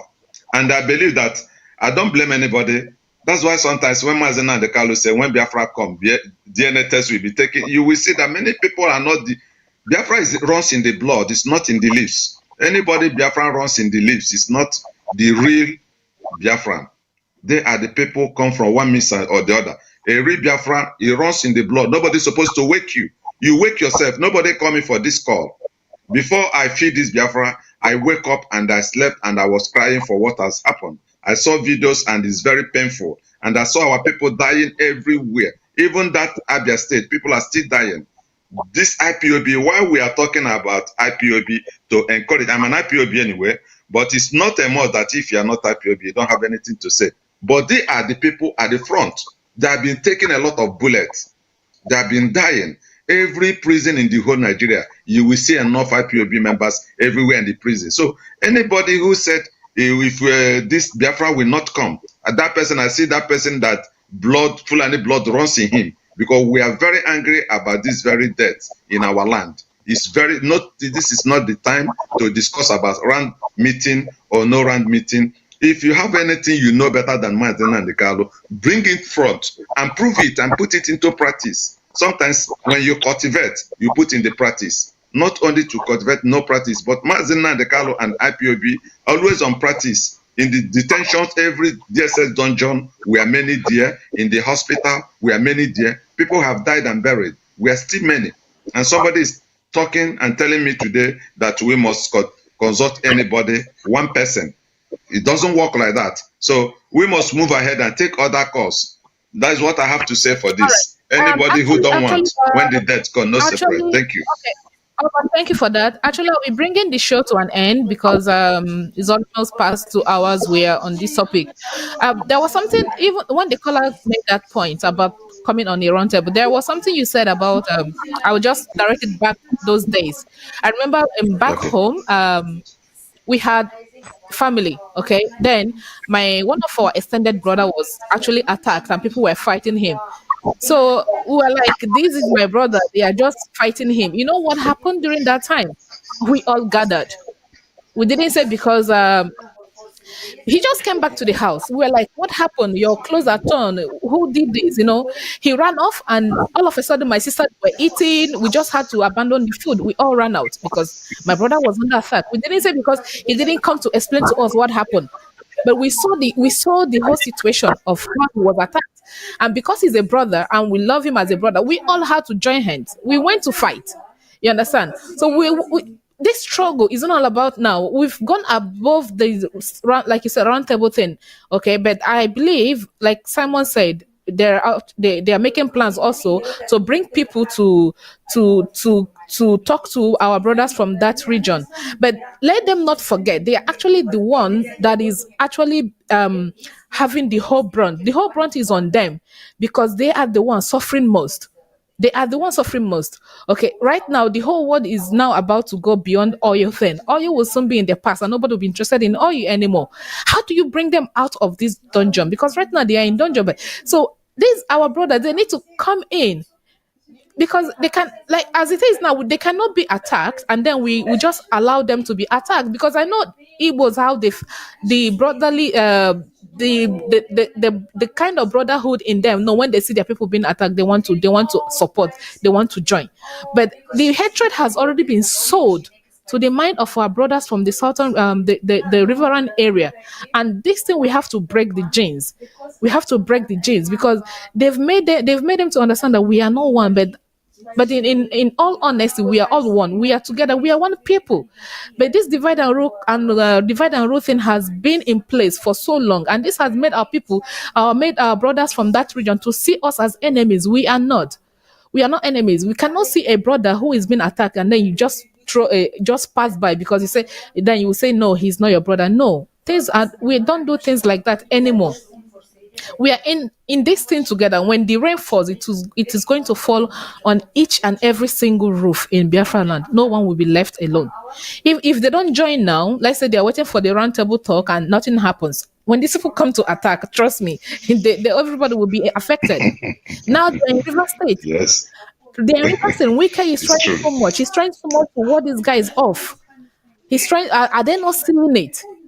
When they in River State, okay, now that they are in Port Harcourt or River State now, do they see that place as Biafra? Of course. That is what they are in, to conquer and take over. And when they take over, the resources is gone. Whatever that is left of the oil will be completely gone, and there is nothing anybody can do about it. So waiting for the round table or someone to consult you before you stand up and join your brother to fight, I don't know how that is going to work. But either way, Simon Ekwa is doing something about it. He's doing his own from that angle. You understand? He's trying to get people to talk to them.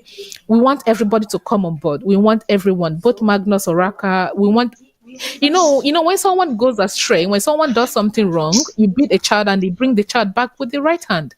So this is what we have to do.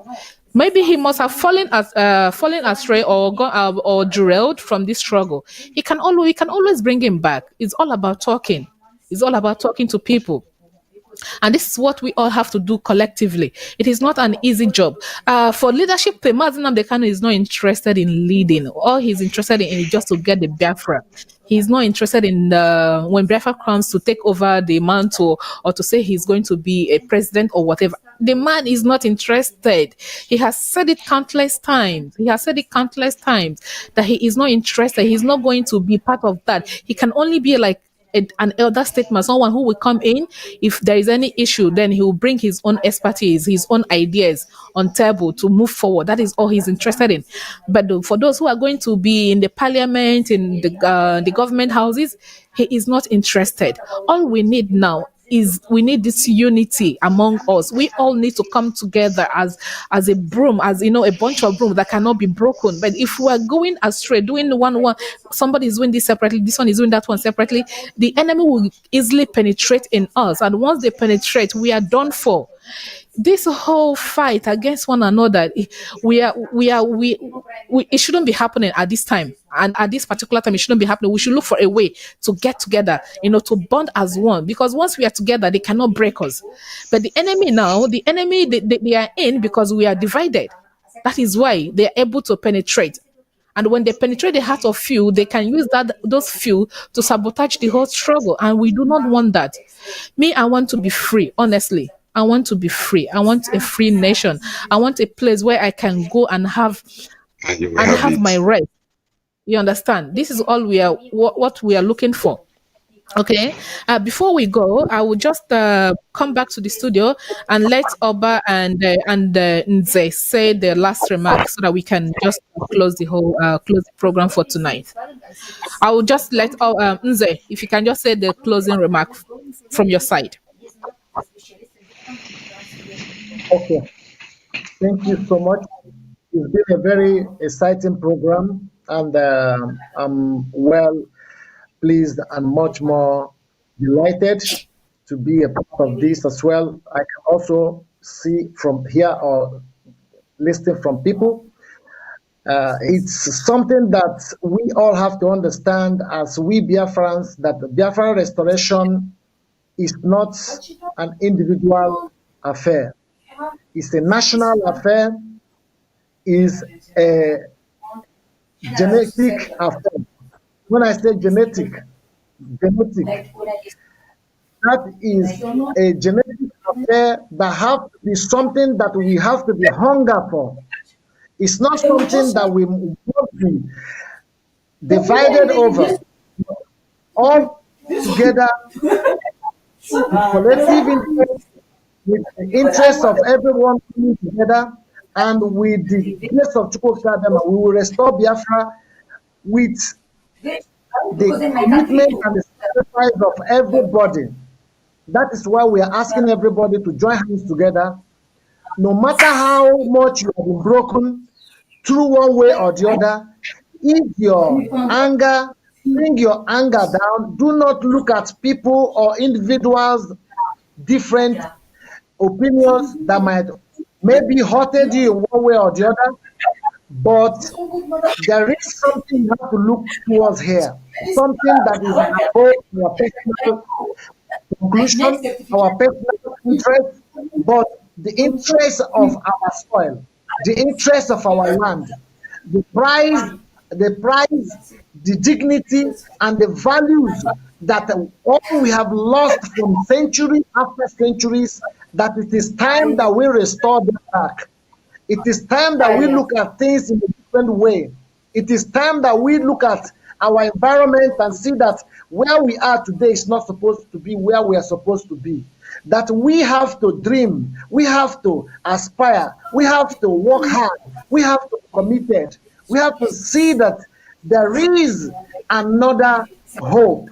If you look above and beyond your divisions, your weakness, and your misunderstanding, Biafra is our nation. We are not supposed to be begged to join the restoration of Biafra. We are supposed to be proud of our leader, Martin Nambo. We are supposed to be proud of what IPOB is doing. We are supposed to be proud that today, if they had killed that man, we will not be where we are today.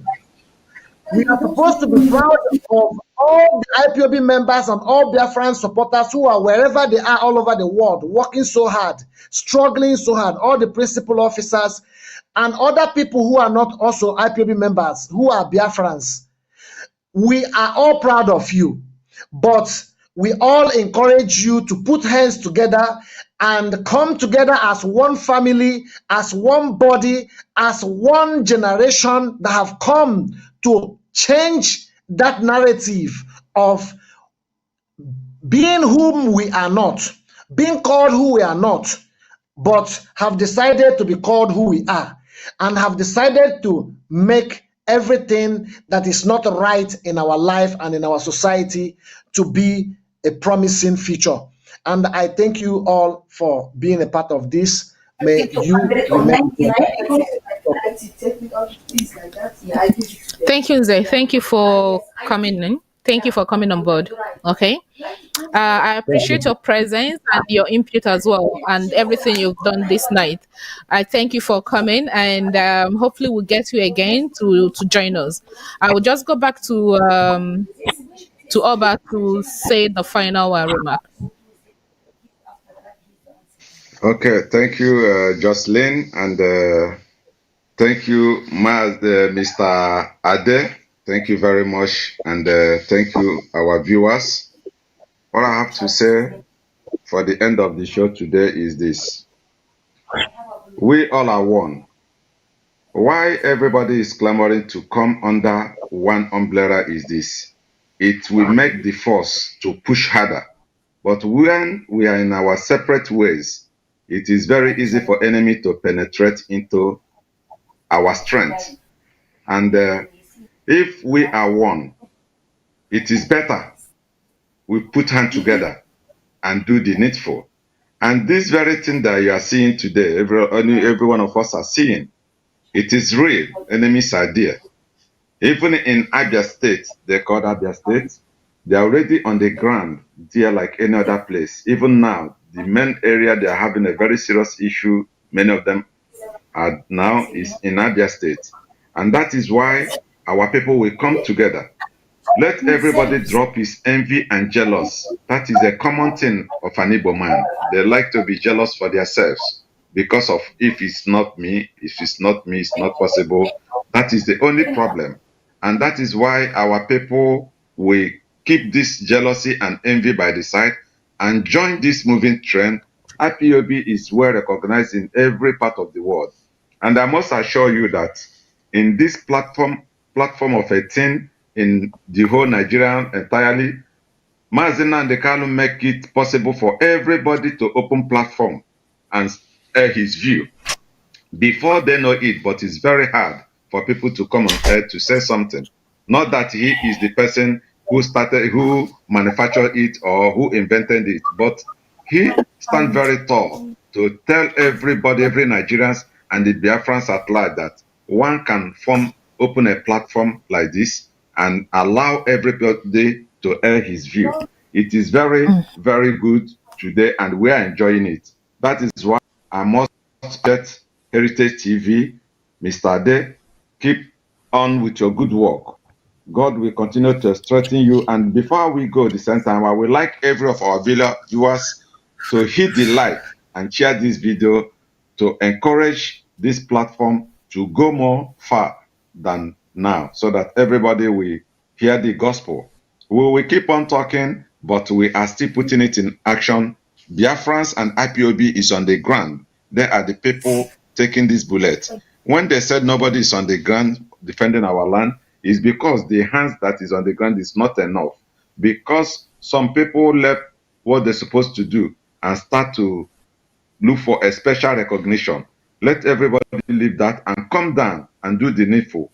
A stitch in time saves 9. We have a very little seconds to go, a very little minutes to go. If we use it well, these people will not conquer us. But if we allow these seconds and minutes to go, we shall all regret it together. Nobody will say, I'm not IPOB, I'm not a Biafran, I'm not a that. They all see us as one thing, and we all will suffer it together.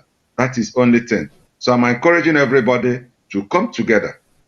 Even though you don't want to join IPOB, whatever thing you believe you can join and put it into practice. If it's to come live to make your own contribution, to teach people what you know about this struggle, you can. It's not everybody can come on air live and be making live broadcasts. Some people have more reasonable things to say than us, but because they don't want DSS to recognize their face, they don't want Nigerian police and Nigerian army, Nigerian government to see their face, they hide and only hide on a comment section to write whatever they need. Some only call to bring distractions and to bring some heads into the struggle. But we will not take it because we have passed the Rubicon. That is why I will say, let everybody come together. A group can form a mighty ocean. That is what I must say. Thank you today for having me, and see you again. Thank you. All right. Thank you, Oba. Thank you for coming. Thank you for joining us.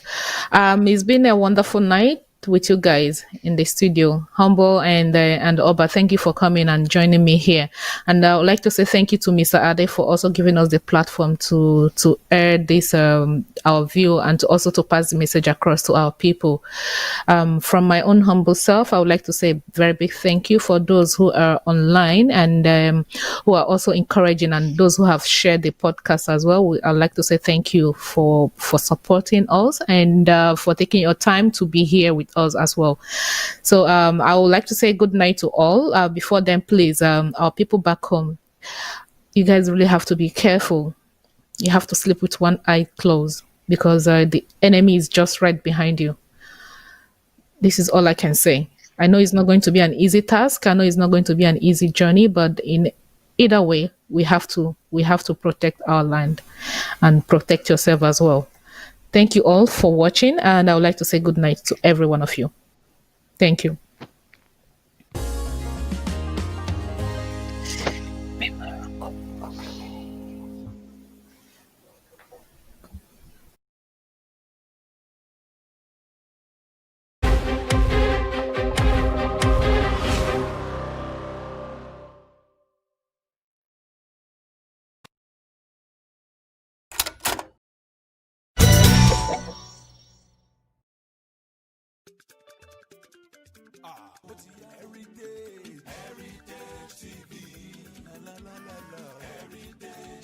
Everybody in London, have you heard that Heritage Television has come up with something new? All your functions and celebrations can now be multi-camera live stream that was only reserved for the rich and famous. Having a function in London can be viewed clean and clear immediately from any part of the world. Trust Heritage TV to give you a better reach. Heritage Television also does photography that will make you the envy of all your friends and family. Heritage Television is the best. All your functions like birthdays, funerals, weddings, church anniversaries or harvest. Heritage Television is the master. We are in the heart of London with an ultra-modern equipped studio. You can call us on 020-800-46100 or email us info@heritagetv.co.uk or mobile 0734 1234 560. Heritage Television will do you proud.